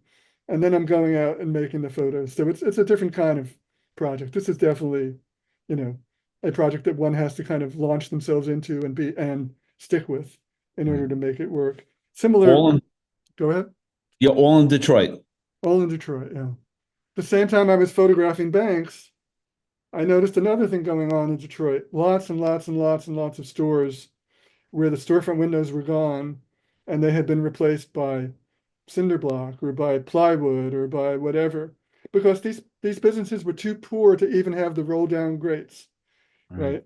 You know, when you have the roll down grates, you can put them up during the daytime and it looks like a normal, you know, bustling kind of business place. But when you've gotten rid of the windows entirely, it looks ugly all day long, right? And Right. it looks diminished and it looks like it's a sad place. I documented about 200 storefronts where the windows were gone. I love this one. It's so surrealistic. Yeah. Um, So, yeah. but do you go knowing that I know Detroit, I'm assuming you went when Detroit was at its lowest point, that you would have more possibilities at that time. Like going to Detroit now would be harder to find this because it's sort of been rejuvenated. Well, no, I was just living in Detroit, Frank. My wife Okay. and I moved there to teach at Wayne State University, and we were there for a couple of years in the early 80s. And Okay. so, of course, I traversed the city, you know, to see what it looked like, what was available, what was going on. So I didn't go there specifically to photograph, Right. I get you. but I made the most of being there, I think. Right. Yeah. I mean, that's a great lesson for photographers, right there. I made the best of the situation I was in. Yeah. I made about, as I said, I made about 200 of these pictures Wow. of these sorry looking storefronts. And my best version of it is actually a 140 image slide audio slideshow, you know, that I show where just one fades into another, fades into another, fades into another over about 20 minutes or so. And I love to show that when I get the opportunity. A third piece I did in Detroit had to do with this phenomenon that I discovered when I was driving around. I could be driving down one of these horrible commercial strips with closed up stores and garbage and the kinds of stores that say, you know, bottom of the economy. And then I would turn a corner into a lovely, well-maintained little side street, Yeah. well-maintained lawns and trees and stuff like that. And I wanted to photograph it. I could not figure out how to do it. I tried every possible viewpoint. I tried every kind of format of camera and angle of lens and whatever. And I just couldn't make the idea of turning the corner work till I finally decided it had to be a panorama. But I didn't have a panorama camera at the time. So I made lots of still photos. I printed them out, laid them out, glued them down, and made these panorama collages, which I kind of like. I like the fact that Yeah. they have a Fun. sort of handmade look to them. This is, you can see the far left end and the far right end of that panorama showing the difference that I'm trying to bring out.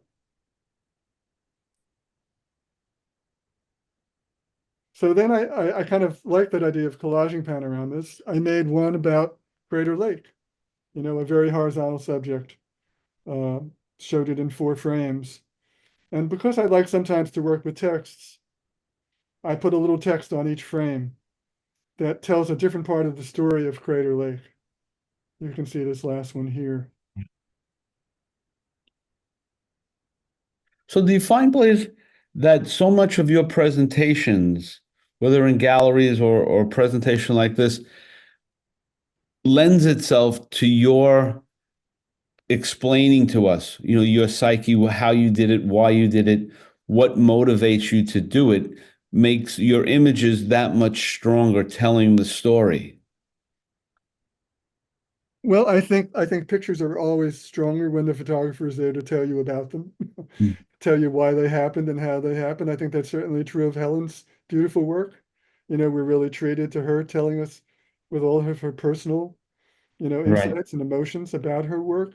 The photograph itself can't quite match that, right? Right. But Frank, that's part of the reason I try to when I show works in exhibitions, as opposed to just, having them be documentary photographs, I try to do things to them that help people understand why I made them, what they mean, what they might find if they went there. That's why I pair images, because it becomes a little bit of a guessing game. Why are these two images paired? Is it about the place? Is it about the color? Is it about the texture? And it helps people understand why I made the photograph in the first place. So for me, that kind of stands in a little bit for the fact that I can't be there to tell them the story, right? Yeah. As you well know, any photograph can get any photojournalistic photo can get a very different caption put under it at any different time. And they can tell very different stories depending on how they get captioned. Photographs themselves, without somebody to vouch for them, are very vulnerable things. Yeah. True. This is a pair of two panoramas. The top one I made in the hills north of LA, California. The lower ones I made in Matera, Italy, which is one of the oldest sites of habitation in the world, right?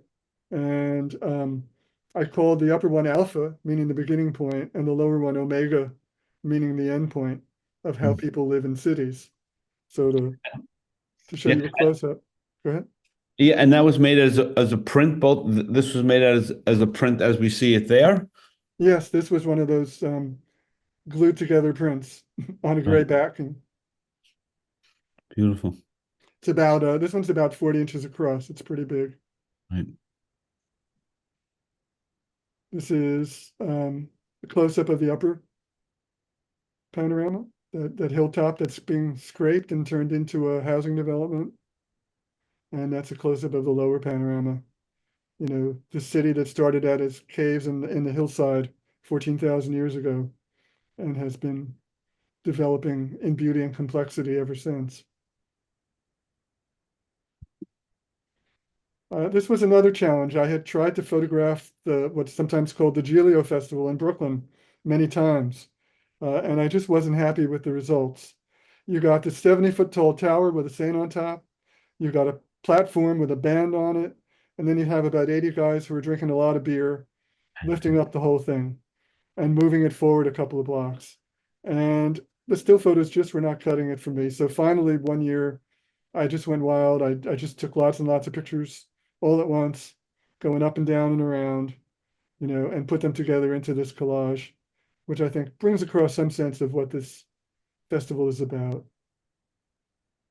And just to show you a close-up, of the lower part.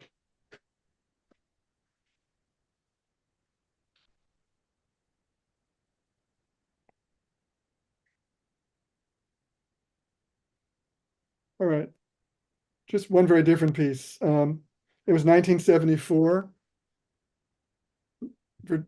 Virginia and I were driving from Brooklyn to San Diego to go to grad school at UC San Diego. Virginia had arranged for us to stop at the ranch of a crazy Texas helium millionaire named Stanley Marsh, who lived in Amarillo, in order to see all the artworks on his property. And at the end, he took us out to see a brand new piece that had just been built on his property. He had had the group Ant Farm in residence for a couple of months, and they had conceived and designed a piece that most people now know. It's called Cadillac Ranch, and it was off of Route 66 in Amarillo. I was one of the first people to photograph it. It had just been put in the ground, so I got really, really nice pictures of it in pristine condition. Most pictures you see, it's graffitied, it's tilted, the glass is broken, But because these are so pristine, they've gotten me into a couple of shows, historic shows, where they wanted to represent Cadillac Ranch. But what I did when I photographed it was I didn't want to just take a standard picture. I wanted to somehow do something that would really anchor the piece, contextualize the piece, show you a little bit more about it. So I imagined that this was a movie. I imagined I was going to do a zoom shot, starting from long and moving into really tight. And I imagined I was going to do a pan shot across all 10 Cadillacs. And, that's the beginning of the zoom. And that's the end of the zoom. That's the beginning of the pan, 1947, tiny little tail fins. And that's the end of the pan, 1974. Pretty large tail fins. Fun. Mm, The subtitle for this piece is The History of the Cadillac Tail Fin, by the way. there you go. All right, Frank, I'm going to give a very short lecture. Okay. I originally told Frank I'd like to give a lecture about paired images. And he said, no, don't do a lecture on paired images, just show us your work. But I got to show you a few really, really powerful paired images because some photographers are doing great things with pairing images. This is Dawood Bey from a series he did about the bombing of a church in Birmingham, where 4 little girls were killed. And he recently did this piece where he found young girls and older people who would be 50 years older than the girls, and they represent the girl who was killed and what they would be like if they were still alive today, 50 years later. This one is called Betty and Faith. Nathan Lyons, who I mentioned already, has done lots and lots of paired images. In fact, he did an entire exhibition just of paired images. Like me, he likes symbolic things, very often flags. Eve Sonneman, pretty well known for doing lots of paired images, maybe suggesting the passage of time, going against that idea of the that single image, that single moment in photography. Ray Metzger, who taught here in Philadelphia for many years, did a series called Couplets.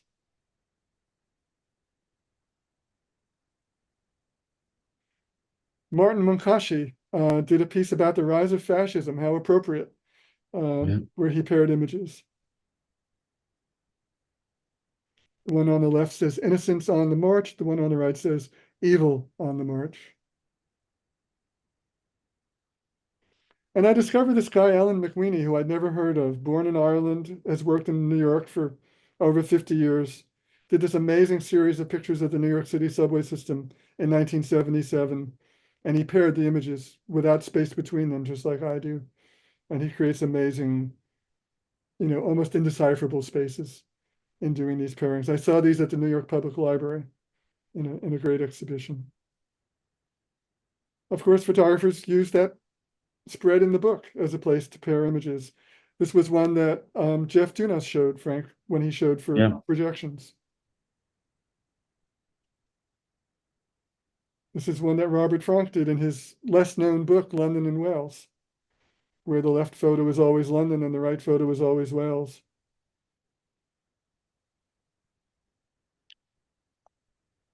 And I discovered recently that there's an entire book on paired images called Chamberlain and the Beautiful Llama and 100 and More Juxtapositions, done by a guy named Stéphane Laurent, who was a photographer and a photo editor for Lilliput magazine. And he put together 101 pairs working from other people's images that had come across his desk as a photo editor. All right, I think I have a few more minutes. One of my favorite jobs ever, 1978-79, I had a full-time job as a documentary photographer. I worked for an artist project where the artists were paid by the US government. The largest project since the New Deal, when the government employed artists, over 10,000 in the United States. I worked for a project in New York City where 350 artists had work for 2 years. Visual artists, musical artists, performing artists, literary artists, and I got to go around and photograph them all day long on assignments. This was a group of artists sent to New York, to the Baca Downtown Center, to help turn it from an old Catholic school into a cultural center.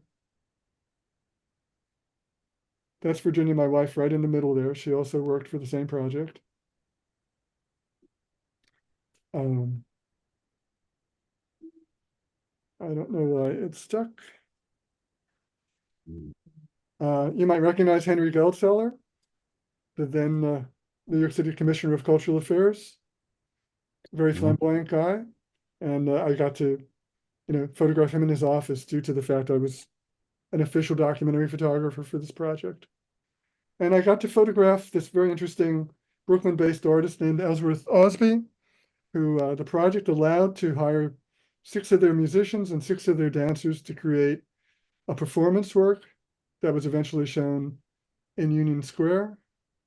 And this picture and another one got included in the Edges of Ailey show at the Whitney right now, because they consider this performance work to be related to Alvin Ailey's dances. The place I photographed the most outside the United States is Italy. I have family there. I've studied Italian language and culture. I've been there 20 times. And one of my favorite things to photograph in Italy is street art. I think the street art in Italy is fabulous. It's not just tags, but very often it's still political and witty. And then finally, I photographed the New York City Halloween parade about 10 times, going all the way back to 1978. And you can find this work and the cedar work and all my straightforward documentation work in my Flickr site, which you can get to through my website. So I thank you very much for that time. Wow, I'm glad you did the lecture as well. Okay, thank you. I made it really short. A photographer goes over in time. Never heard of that. Never heard of it. That's great. No, thank you so much for doing that. That's those pairings are very inspirational. So thank you very, very much. And when we do the next show, you should just take a peek into the chat room. Also, so everyone who's here, these presentations will be up on our YouTube channel probably by the end of the week, or by Monday for sure, so you can see them all on our and I have the address there for everyone to check out. So thank you very, very much for doing that, Blaise. I really appreciate that. Anyone has any questions, now would be the time. Or comments, like I said, you can put them into the chat room. So with that, we now go to our friend Helen K. Garber, which I recorded with her earlier in the week because she is on a farm in Santa Fe, and she didn't have the time to do it in the evening. So Jay, hit that button and let's see that. This is beautiful. I'm thrilled to have Helen K. Garber presenting with us. Helen, it's all yours. Okay, well, thanks, Frank. I mean, I haven't looked at this work in, I'm going to say 15 years. So when Wow. people ask me, gee, what are you known for? I say, well, my night urban landscapes are like silent film is to AI today, Marvel Comics today. Because back in the old day, I started this project in 1997. There was only film, and there were only photographers, and there were artists. We were all separate. And there weren't that many women photographers, and there were even fewer, just a handful of women who worked at night, because it's very difficult technically to use film, which you have to be very steady at night is dangerous. I mean, there are so many reasons why women didn't do it. But I was always a fan of Alfred Hitchcock and film noir. And I was a New York City girl. And I loved to be out at night in the summer in New York. It was just so much fun. And then what started this project was in 1997, I drove up to the Seattle, I think it's called Playhouse, where a friend from college was starring in a play, Charlene Woodard, and it was closing. And we were living in Santa Monica, California at the time, which we did for 35 years. And I said, oh, let's drive up for the closing. And on the road trip up, 1997, we stopped at a used bookstore. I don't know how many there are today, but back then that was a normal thing to do. in a very strange place off the ocean in California, a little town. And in it, now, can you see me at all? I don't know if you can. Yeah, I see your little square. You're You fine. can see a little, so in a little square, because I forgot to make this as a screen. In this used bookstore, this is the actual book that I found in 1997. Can you see that? Yeah, yeah. Brazil. And it was Versailles, Paris at night. And I went, what's this? And I looked through it and I went, oh my God, this is what I want to do. And I was an editorial portrait photographer before then, doing very well, did books, magazines, any kind of publication, and even a TV show at that point. But this So Helen, Oh. you could really remember that moment, like Oh, that absolutely. that changed everything for you.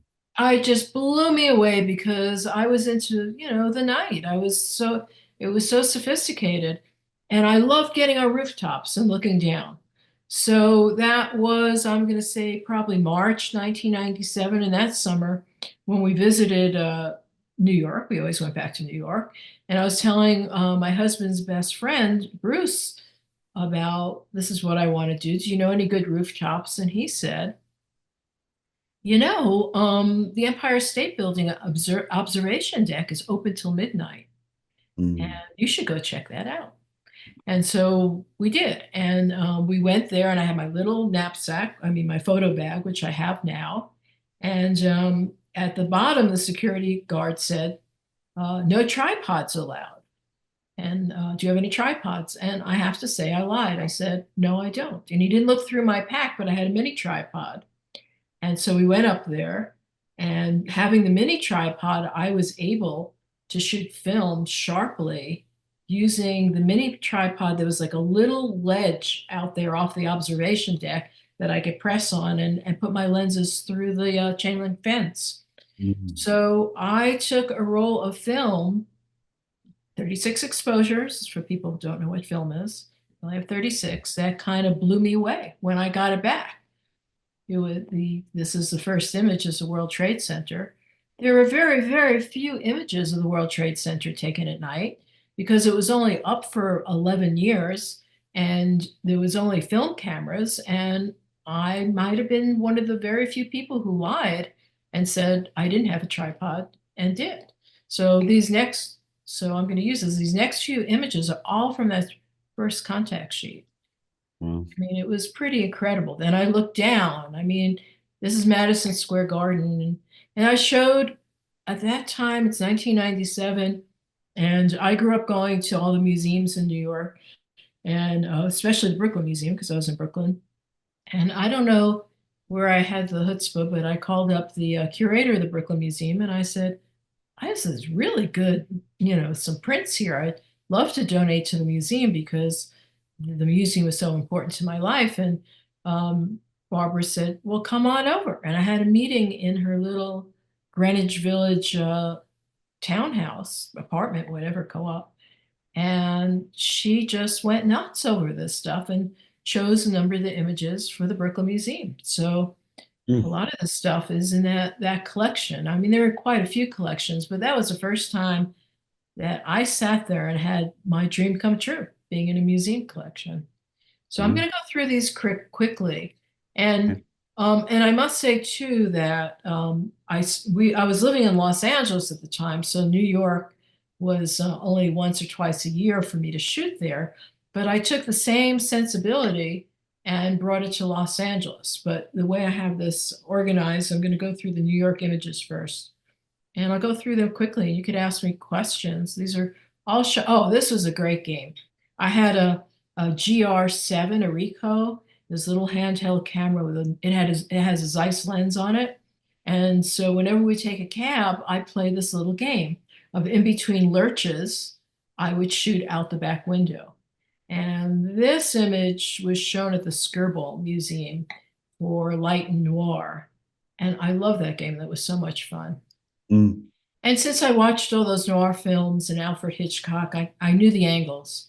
You shoot up, you shoot wide, you shoot with, chiaroscuro, light and dark, high contrast, rain on the streets. I've taught a lot of noir workshops since then, and we've had so much fun. It's really fun. And what it's really great is to hold the camera as still as possible and wait for things to move through the frame. And I should also say that my degree is in scene design, so it was very easy for me to set up the background and let things move through it.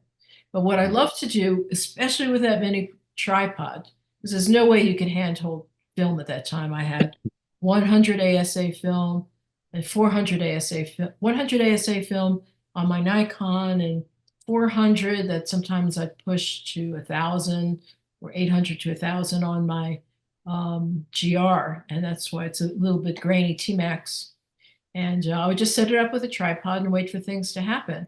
But then as we're walking through the streets, I would see something happening. And since it's a mini tripod, it was very portable. And I'd use anything I could to just lean against. And I would use garbage cans and light posts and cars and whatever. And then be able to have a pretty decent image at that time. But what I loved is to hold it still and then watch things move, people move. And that was also, I took stage directing, and that's what stage directors do. They're given a set, they're given a stage, a proscenium. Think of this image as a stage set, and then they move the actors through to make interesting compositions. So I would do that. And for some reason, I decided it was a 10-year project. It started in 1997 and went to 2007. And each time we went to New York, and it really, dates the city. These are phone booths. So Right. I'm going to say this shot is probably 1999. This is when, this is historical because the Lennox Lounge doesn't exist anymore. We went up to Harlem, and which people just didn't do on a normal basis if you were Caucasian, as my husband and I are. But we love jazz, and the Lennox Lounge was known for jazz, and I wanted to shoot as many neighborhoods as I could. So we went up and we had a great time. And this is, I'm going to say like 2003, 2004. So Harlem was really gentrifying. We had no discomfort whatsoever. And we found a cab going back, because that's what everyone said. You're not going to be able to get back. Well, we did. I think we were staying on the Upper West Side. And so I love to just get the camera set and wait for people to move through it, as this shot is. Yeah, we used to rent this Milburn Hotel, which was on the Upper West Side. I love that because they had these like 1-bedroom apartments they had as a hotel for a reasonable price at that time. I don't even know if it exists. So this is closer to like 2004. And as I get further along in the project, my images become more noir-like as I get better at my own game that I was playing. And so I grew up in Brooklyn, and it was important for me to get to Brooklyn. And in 2007, my university, upstate New York, SUNY New Paltz, turns out they had a museum, and I proposed this show to them, and they accepted it. So I had 20 of these prints and a show, plus the projection that I hope everybody watches at another time. We're going to have the links later. And so we went into town in 2007 to attend the opening of my show at SUNY New Paltz, so the Samuel Dorsky Museum. And I said, well, I hadn't shot New York Brooklyn at the time.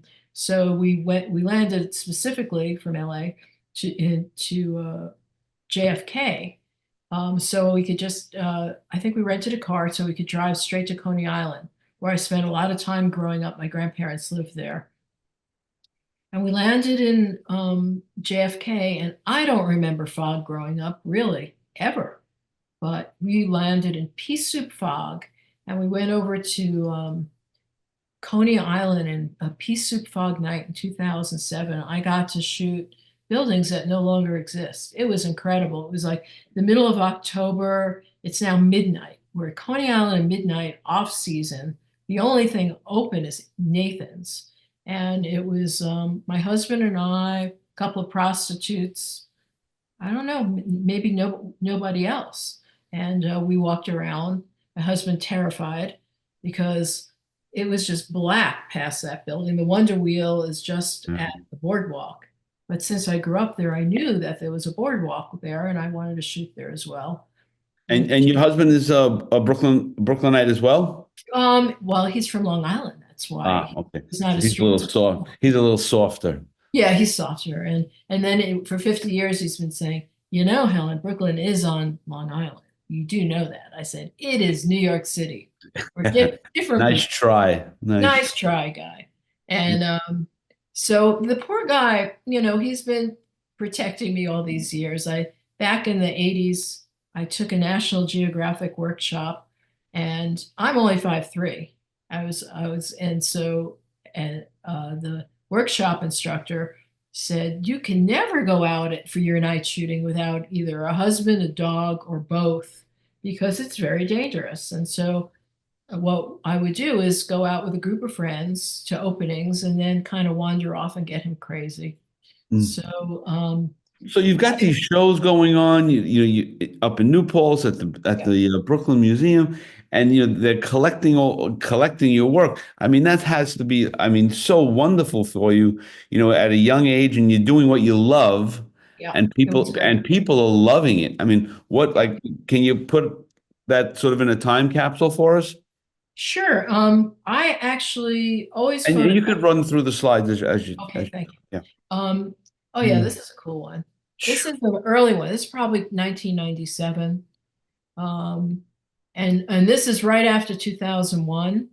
And I'm going to just stop at this for a second to tell a Yep. story, because it's really cool. And this print was at the Dorsky Museum, and there were 20 prints, and they acquired all 20 prints from the show, and that was really exciting. So yeah, I always photograph. My dad was a hobbyist, and we had a dark room in the basement of Brooklyn that terrified me, because Brooklyn basements were just scary things. And and he had it in a closet in the basement. So I didn't really enjoy printing, but so I started at shooting slides, but I always enjoyed it.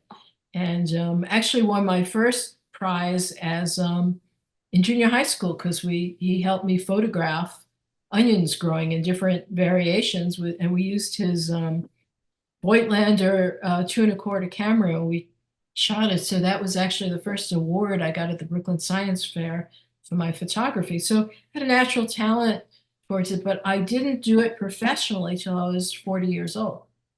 38, 40 years old was the first time. So this is only, I turned 40 in 1994. So I started this project in my mid 40s. And it just, I don't know, it hit a nerve. I was at the right time.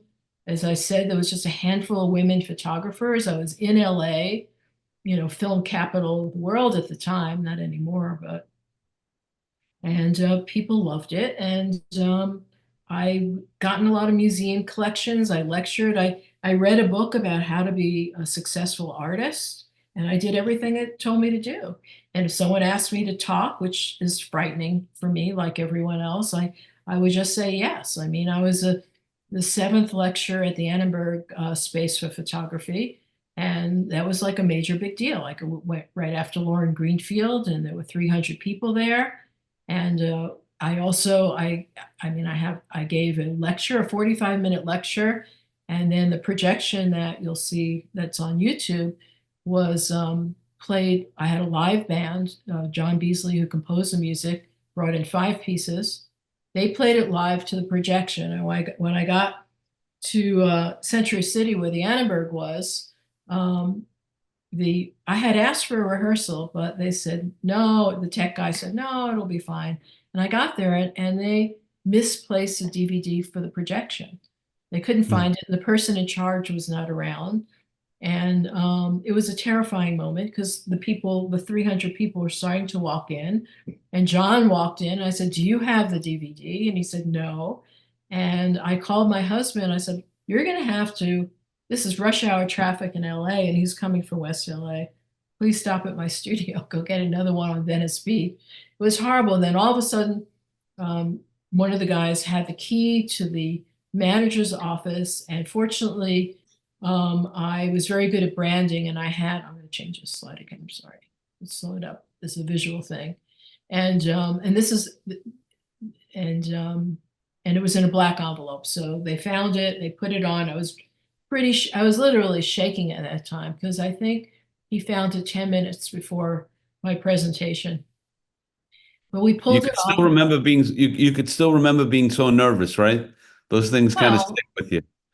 imagine if I turned the scene black. Yeah. You know, right now you and I are talking and I'm trying, well, yeah, it was a snowy night. You have to kind of imagine Yeah. I'm in Washington Square Park and there's snow. But fortunately, I had images. So I'm going to finish my New York segment with from that first roll back on the Empire State Building. And this was also one of the first ones collected, the close-up of the radio tower on the Empire State Building. And it was just amazing. And you know what I used as a tripod? I can't believe it was 30 years ago. I leaned my mini tripod on the telescopes. Back then you'd put a quarter in a telescope. That Yeah, was yeah. a big, like solid object that I could lean it on and pointed my camera up and shot the radio tower. So I said, well, that's great, but I live in LA. What is the equivalent in LA to this? And that is Griffith Park Observatory. So like soon after we went up to Griffith Park and we shot this, I used a regular tripod off the parking lot. Now, in terms of famous images, this would be, I forgot the term when you say someone's, I forgot. Let's say in terms of famous images, most collected, most great experiences with this image is it. And why is that? It's in the Getty Museum. It's in LACMA. It's on the cover of the paperback book, LA Noir. It stopped an auction for AIDS. You know, those are just the top of the list of what this image has done for me. And it's made me many, many thousands of dollars. Beautiful. Yeah. They just said, and I have a quote from Denise Hamilton, who was a reporter for the LA Times and wrote noir books. And she was edited LA Noir for Akashic Press, which is out of Brooklyn. And she just said, her quote was something like, this is, you know, the shot that is for LA. You know what I mean? Quintessential, if I'm saying it right. It just everything about Los Angeles. And that's what they used. They cropped it not in a way that I like, but whatever it is, yeah, so I had a lot of play with that. And so for me, it was just a game. I mean, photography is a lot of fun. And so, but taking the shot, making the prints is one thing, but the adventure of planning it out and actually going on the adventure and doing crazy things to get these images, that is the more fun part for me. So this shot was 1997. And by 1999, I'd done a lot of interesting things, but what happened? The millennium was a big night. So I decided that I needed to be at a very specific spot the moment the millennium changed. And what they were saying, excuse me, that they were going to light the Hollywood sign, which they normally don't do, at midnight. So New Year's Eve, 1999, we left a nice little party where my friends were eating lobster and went, I'm telling you, it was like 48 degrees, raining on this roof in Hollywood. We're in Hollywood. And I scouted it out earlier and I spoke to the security guard. I said, how do I get up on the roof? She said, well, you know, I want 200 2000 something. That was because it was the year 2000. I forgot about that. And 2,000 pennies isn't enough. I'm not going to ask you $2,000. I swear to God. She said, bring me 2,000 dimes and you're up on the roof. And I did. And it weighed 15 pounds, but that's what you got. And then back then too, you couldn't shoot in public places or private public places. So a lot of these images, like at the Hollywood Bowl, like now everybody has a camera in their phone, but then I had to sneak all this stuff. This was, you know, I would just shoot until a security guard found me, and I used these little small GR cameras so I could hide them. And so this was the Hollywood Bowl, the 2 shells ago, I think, around 1999. And it's historic because I love architecture. And whenever this is probably 2001. And Grauman's is, no longer called Grauman's Chinese. And this, I don't know if you could see my pointer, but this, Yeah, we can. yeah, that's gone. Things change. So it's about time and place, and my time on this earth is. Yeah, these are all period pieces now, right? Yeah, I'm nostalgia. That's what I'm saying. When people go, like here in Santa Fe, I mean, I'm hardly known. I'm just starting to get known 8 years later, doing a completely different type of work. I mean, there are donkeys involved, okay, horses and natural stuff, and which makes me laugh because I'm such a city girl. But yeah, I mean, it's and It's what's the also, evolution of a career, right? I mean, I guess, but so here's the interesting thing. Because you asked me to do this, I had to look at this because I didn't even know what I was going to show you till I said, well, what would you like to see? And you said Urban Noir. So I looked at the images for the first time, I said in 15 years. And you know what happened? I had the same feeling looking at my images as I did in 1997 looking at Versailles. So I have to thank you because I have a meeting with publishers now because it really needs to be a book. Okay, let me keep going, changing the thing. And this is fine. See, this is how I'm setting up my camera. I'm probably leaning on a garbage pail and waiting for people to move through. And this is when they opened up the LA subways. So I just kept thinking in terms of historic moments. This is a Christmas parade. That Hollywood has a Christmas parade. Crossroads is a 1930s structure. I guess it's still there. And having the people move through my camera with these big costumes, it was fantastic. And it got me to get in the car. And if it was a full moon, I'd like to go out and shoot too. That was another part of my game. Because I wasn't shooting the stars, I was shooting buildings, and the full moon would always add to it. So then the Getty Center opened, and that was a pretty cool place. That was the place on the hill, and I loved going up there. It was so much fun, and I just kept shooting up there. So I just kept asking people, any good rooftops? So by 2005, downtown LA was gentrifying, and I went on a loft tour just so I could see, roofs. And I asked the guy in charge, Hal Bastian, who is still Mr. Downtown LA, know any good roofs? And he said, oh yeah, I could get you on the helipad of the US Bank Tower. So this is shot on with film from the helipad of the US Bank Tower, which is the highest at that time. I think there's one built now higher.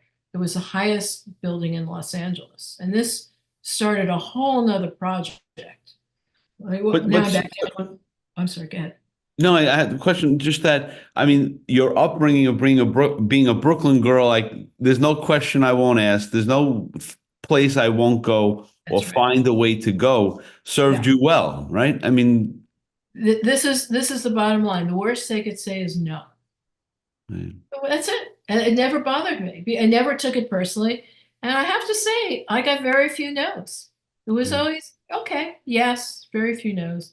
And so the Angels, this is a different day. I'm sorry, I don't know why I don't have it in order, but I don't. But this is Angels Flight, another important landmark in Los Angeles that comes and goes depending on if it breaks down and kills people or not. It's a vernacular that goes up this little hill, and sometimes it just does terrible things and comes crashing down. But at that point, it was reopened again, so I got to take some images. So back on the roof, now I'm shooting to the west. And it was this crystal clear night. It was just fantastic. My husband, he's sweet, he hates heights. He's down 2 things below because you not only you can't have anything around a helipad for the rotor blades to bump into. So you go up to the highest, you go up to the roof of the building, and then you climb a ladder, and then it was overwhelming because I could see all of Los Angeles at once. I mean, and hear it. I can't even explain how overwhelming an experience it was, but it's pretty terrifying for people who don't like heights because the security guard said a lot of these big rich guys would come off the helicopter and crawl out, but I love heights and I was always like hanging over things with my legs. So I did, anyway, so that was that. And this is Chinatown in Los Angeles that started to gentrify. And we go to art openings and out. And so now I'm getting a little more noirish. I found some barbed wire. Oh, and then this was cool. Everybody started to help me. So my friend is, she was working on the patinas of the Rodin statues that Norton Simon had. And she called me and she said, Helen, there's a full moon over the Thinker. So I got to go to this warehouse, a foundry in Vernon, California. And this is a real Thinker that was being fixed for the museum and get to shoot him in the most, industrial setting. Now this is another one. I don't know. I thought I did a better job of editing. I apologize, but this is another one of Chinatown when the openings started and people started moving through. It was pretty desolate at night, Chinatown. It wasn't like New York where it's open to whatever all night or 2 a.m. or 4 a.m. It would close down at 9, but once the openings happened, oh, it opened till 11, big time. And the Bradbury building's very famous. So I shot that and then had to shoot City Hall in a full moon. And then they built Disney Concert Hall. So by that time, 2004, 2005, I got it really down pat on feeling noirish. And I had this man who's my client, he actually hired me to photograph him for his website by Disney Hall, because that's where his office was. And I said, okay, but could you do me a favor and bring a trench coat and a fedora and work with me a little bit afterwards? So we got that one. And so this is the night before the Oscars at the Shrine Auditorium in 2001. It's before they built the Kodak Theater, where the Oscars, I think, are forever going to be. But it's the last night they were someplace else. And this is very interesting. They would set up these giant Oscars, and I used a 500 millimeter lens to squish everything down in front of this. And this image is in a couple of museums. I can't think. I think the Portland Museum of Art, yeah, they have it in Portland on the other side. Washington, Oregon, Portland, Oregon. Yeah, it's there. And I think the Dorsky has that. And I love it because I was such a film freak. And then we went down on a foggy night to the ports of Los Angeles. And that was made for some other creepy photos. And then LACMA lamps, if people have been to the museum, Los Angeles. Oh, I'm going to go through a little faster. I think we're probably out of time already. Have so many more. But my studio is in Venice and California. So we have lots of fog in Venice and Santa Monica. And Raymond Chandler said a lot of his books in Bay City, he called it, which was really Santa Monica. So it was very easy for me to just go a few blocks and get some really scary, great images and nothing set up. This is all Venice Beach, Venice canals. Okay, so you ready? This is a real ghost. This is a ghost of Santa Monica Pier. And I went out to shoot on the Santa Monica Pier full moon, blue moon. And I was waiting for it and I turned around and I saw this figure and I took a shot with my 500 millimeter lens. And because I used to teach these urban noir workshops on the Santa Monica Pier, I became friends with Jim Harris, who's in charge of the pier. And I said, Jim, is it possible I could have seen a ghost? He goes, oh, the pier's very haunted. And then I looked at it. This is not Photoshop. This is from a negative. Okay. And the negative was stark white. And I don't know what made me think there might be something there, but my printer got the first image. Now, if you look at this, you can closely, is that figure is not on the pier. It's next to the pier. These are the railing that's standing on the pier would be between those two railings, not on the other side. There's nothing on the other side but air. So yeah, I even got to do a ghost. And this is the 3rd Street Promenade. and I guess it's pretty creepy there now, but at that time it was very popular in 2003, and it shouldn't be scary, but somehow I managed to do that. Full moon and the Ferris wheel. I love the Ferris wheel because I spent so much time in Coney Island. I just love the pier. And this is the office my husband had, building he had an office in. 2nd Street, Santa Monica. This is Cavalier. It was a traveling horse show set up in the parking lot next to the pier. You could see this is a Ferris wheel back there. Then the Ferris wheel, this was a boat swing ride. And this is a foggy night on the pier. Now this, whoops, good, that came out well. This one's in the George Eastman House, the Dorsky, maybe LACMA has it, the Brooklyn Museum definitely has it. And when I took this, I was actually teaching a workshop on shooting on the pier. And back then, this is like 2005, let's say, I can't remember. Because none of these images are past 2007. So then when I would take a workshop on the pier in January or February at night, we'd have it mostly to ourselves. Now people aren't afraid of the pier anymore, so it's very busy. And this is the last one on this. This is 5 a.m. in my neighborhood in Santa Monica, and also another signature image of mine. This is called Bike Path Fog. And this and the Griffith Park Observatory, my 2 signature pieces, and maybe the most money in terms of business. Okay, well, so I did New York and LA. Then I read 150 noir novels, and I created this projection from that, and I showed it to John Beasley, who's a Grammy winning jazz composer, and I used Around Midnight other music behind it, and together we created a projection that combined when I read those Pulp Fiction novels, I pulled out any text that would caption my images. And I played this game, put it all together, and it's a 17-minute projection called Urban Noir, LA, New York, that you guys are going to put. Yeah, the link will be in the chat room in just a moment.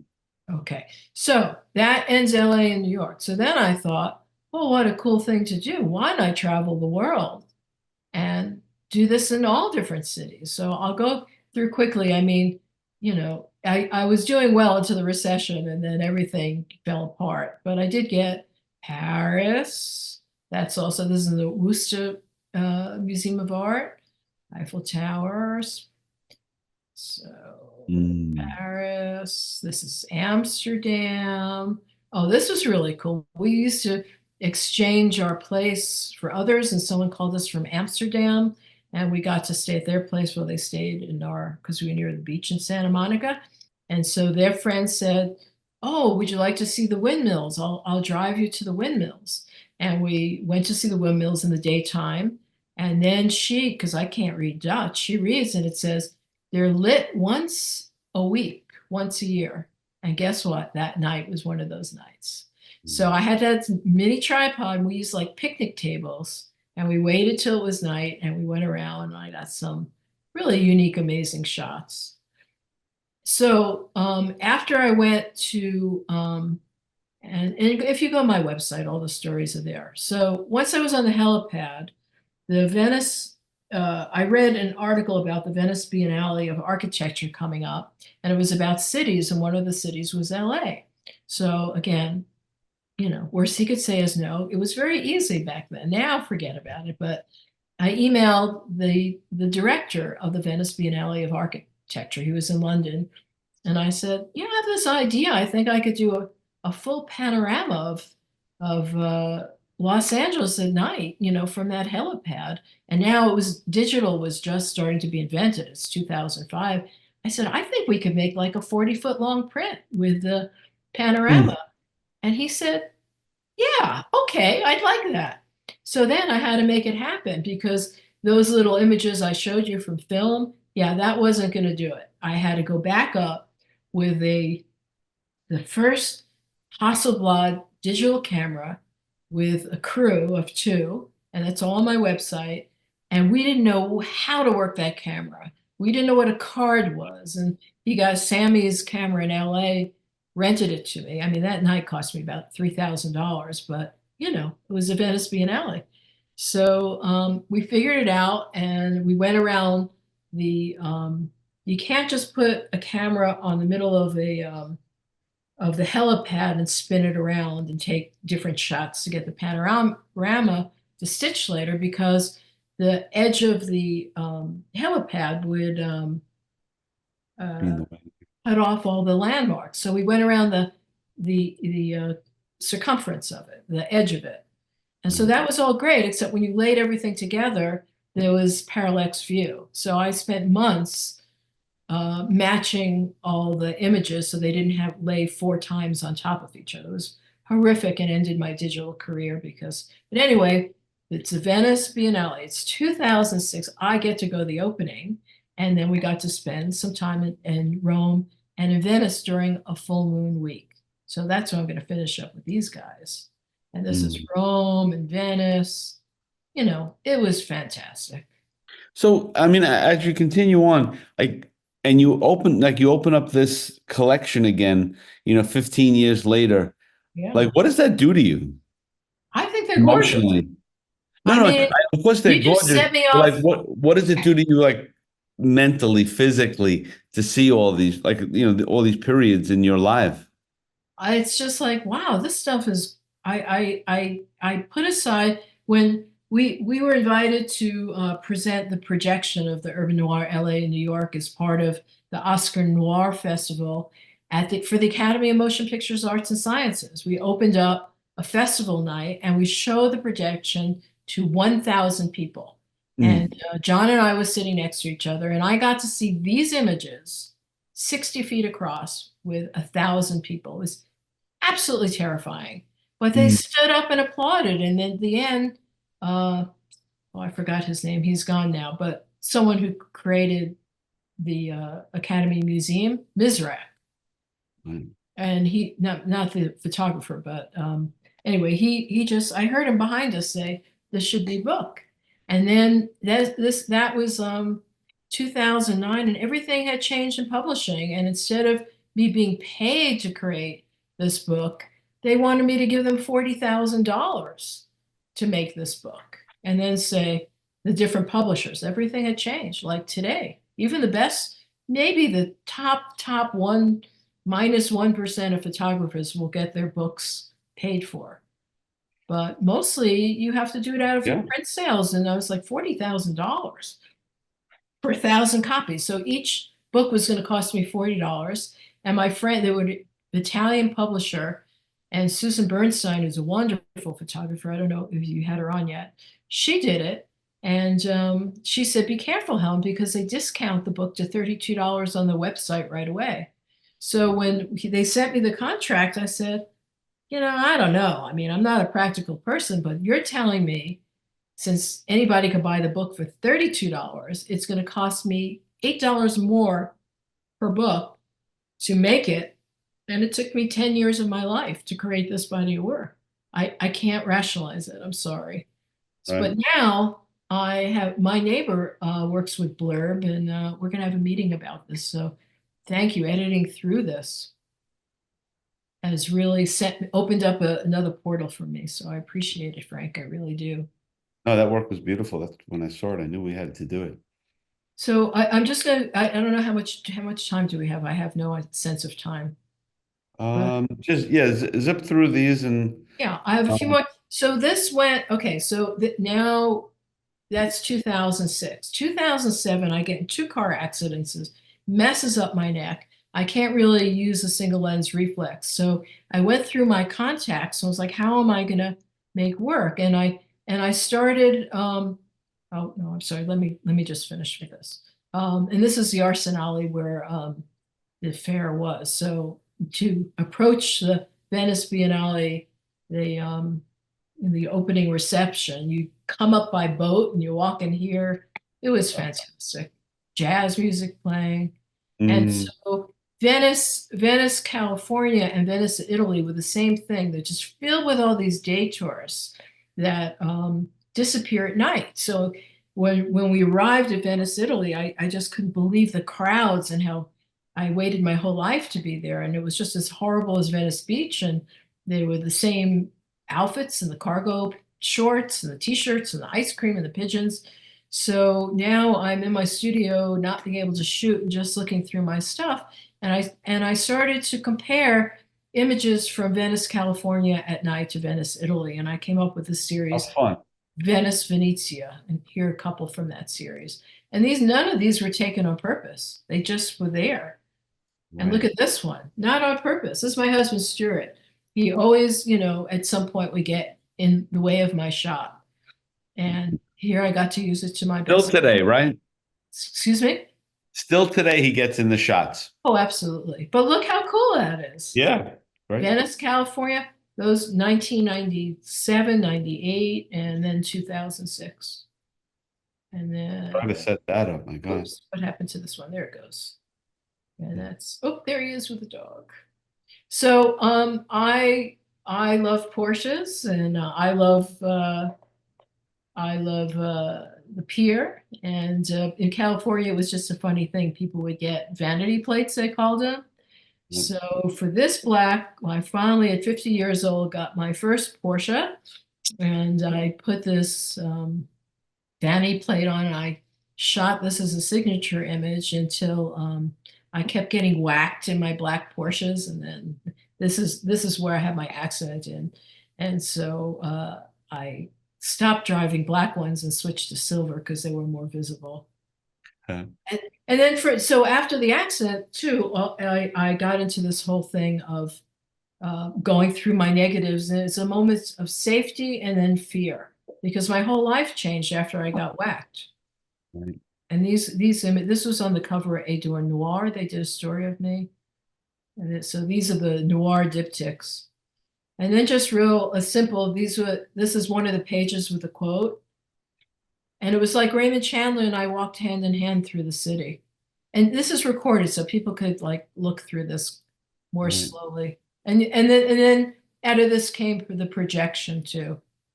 And these are all just different variations of how I thought the book pages would look. Right. And will look. I'm going to say they will look, because the book will. That's going to be. You got to do it. You got to do it. Oh yeah.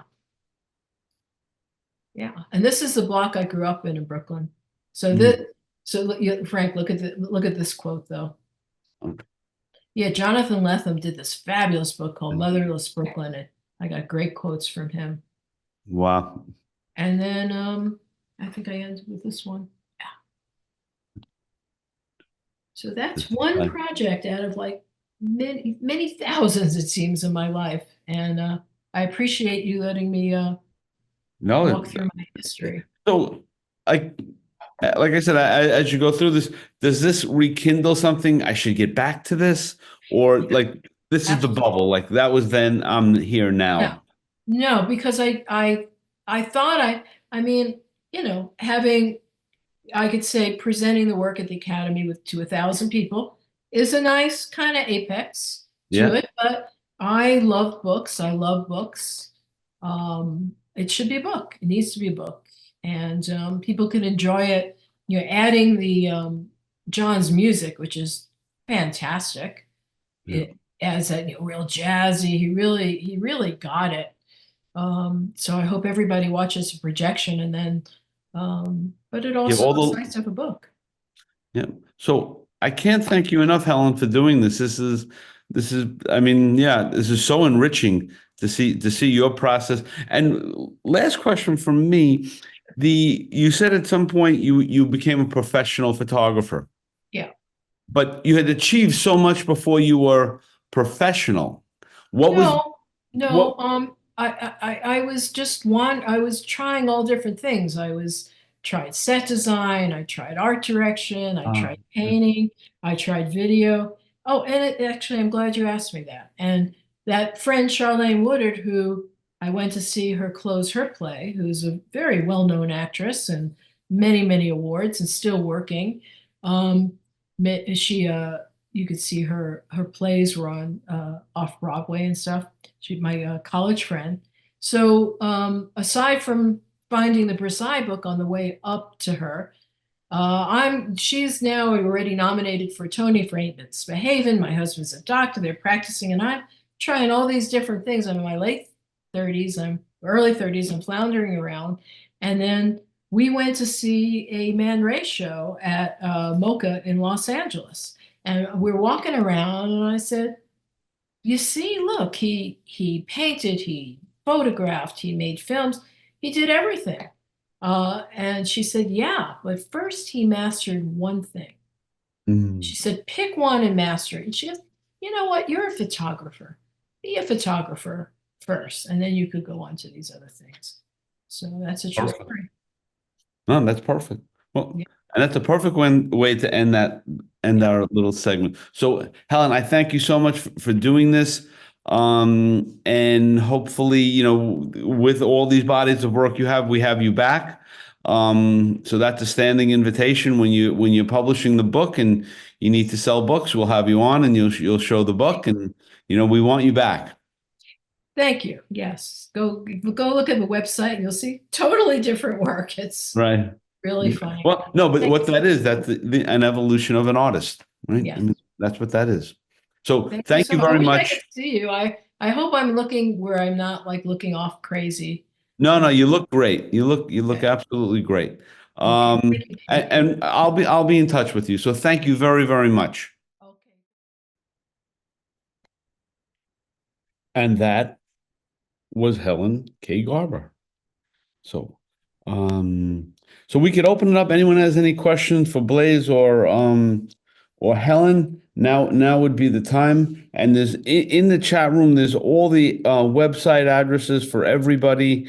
So, feel free to take that information down, and you can contact these photographers for anything that you need. Just one piece of information that everyone should know. Next week, for 5 nights straight, we have photojournalists who are covering the war in Ukraine are going to be presenting. So it's 10 different photographers, 5 nights in a row.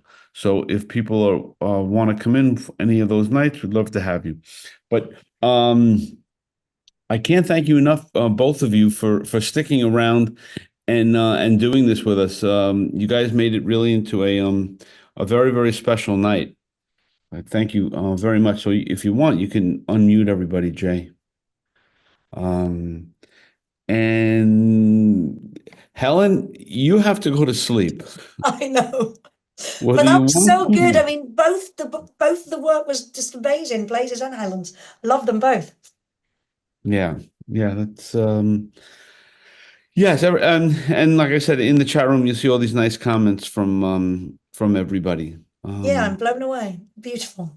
Yeah, very, That's the very. first time, literally the first time I've shown the full body of work. So you guys are my first audience. Okay. Well, I think everyone was gratified by the work that they saw tonight, and inspired. That's sort of the whole idea of this, to inspire people to do terrific things and terrific work, and you guys certainly have done that. Blaise, what do you got, my Brooklyn friend? What do I have in terms of what? Your final comment for the night.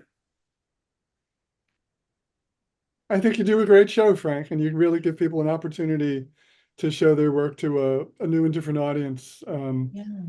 There's just here in Philadelphia, for example, there were so few venues for photography. The one and only gallery we had closed about 7 or 8 years ago, and people are struggling to get work out there, to get work shown, and I think you do a great thing doing this show and getting work out there. So thank you so much. Yeah. Well, and also for everyone, because we have new faces here tonight, which is great. If you know or yourself would like to present, just reach out to me. And if you have colleagues that you think have good work, everyone gets to present. So just reach out to me. And there's a variety of ways of doing that. So we'd love to have everyone present that wants to present. So that's a standing offer, and certainly both of you, you want to come back with new work, different work, we'd love to have you. We'd absolutely love to have you. It's been amazing. Thank you so much for having me. And yeah, and And Helen, your work, of course, is very inspirational. And once being a caregiver, I know how hard that is. That is really a painful, in so many ways, a painful experience. But that's why there's angels on earth, and you are certainly an angel for doing that. I don't think so, but thank you so much. Yeah, no, I mean, it really is true. We know that's a struggle. So if anyone has any questions, now would be the time. But if not, we will see you all next week or the weeks after. And you're on, if anyone's on who's not on our mailing list, just send me an email. We'll put you on the list.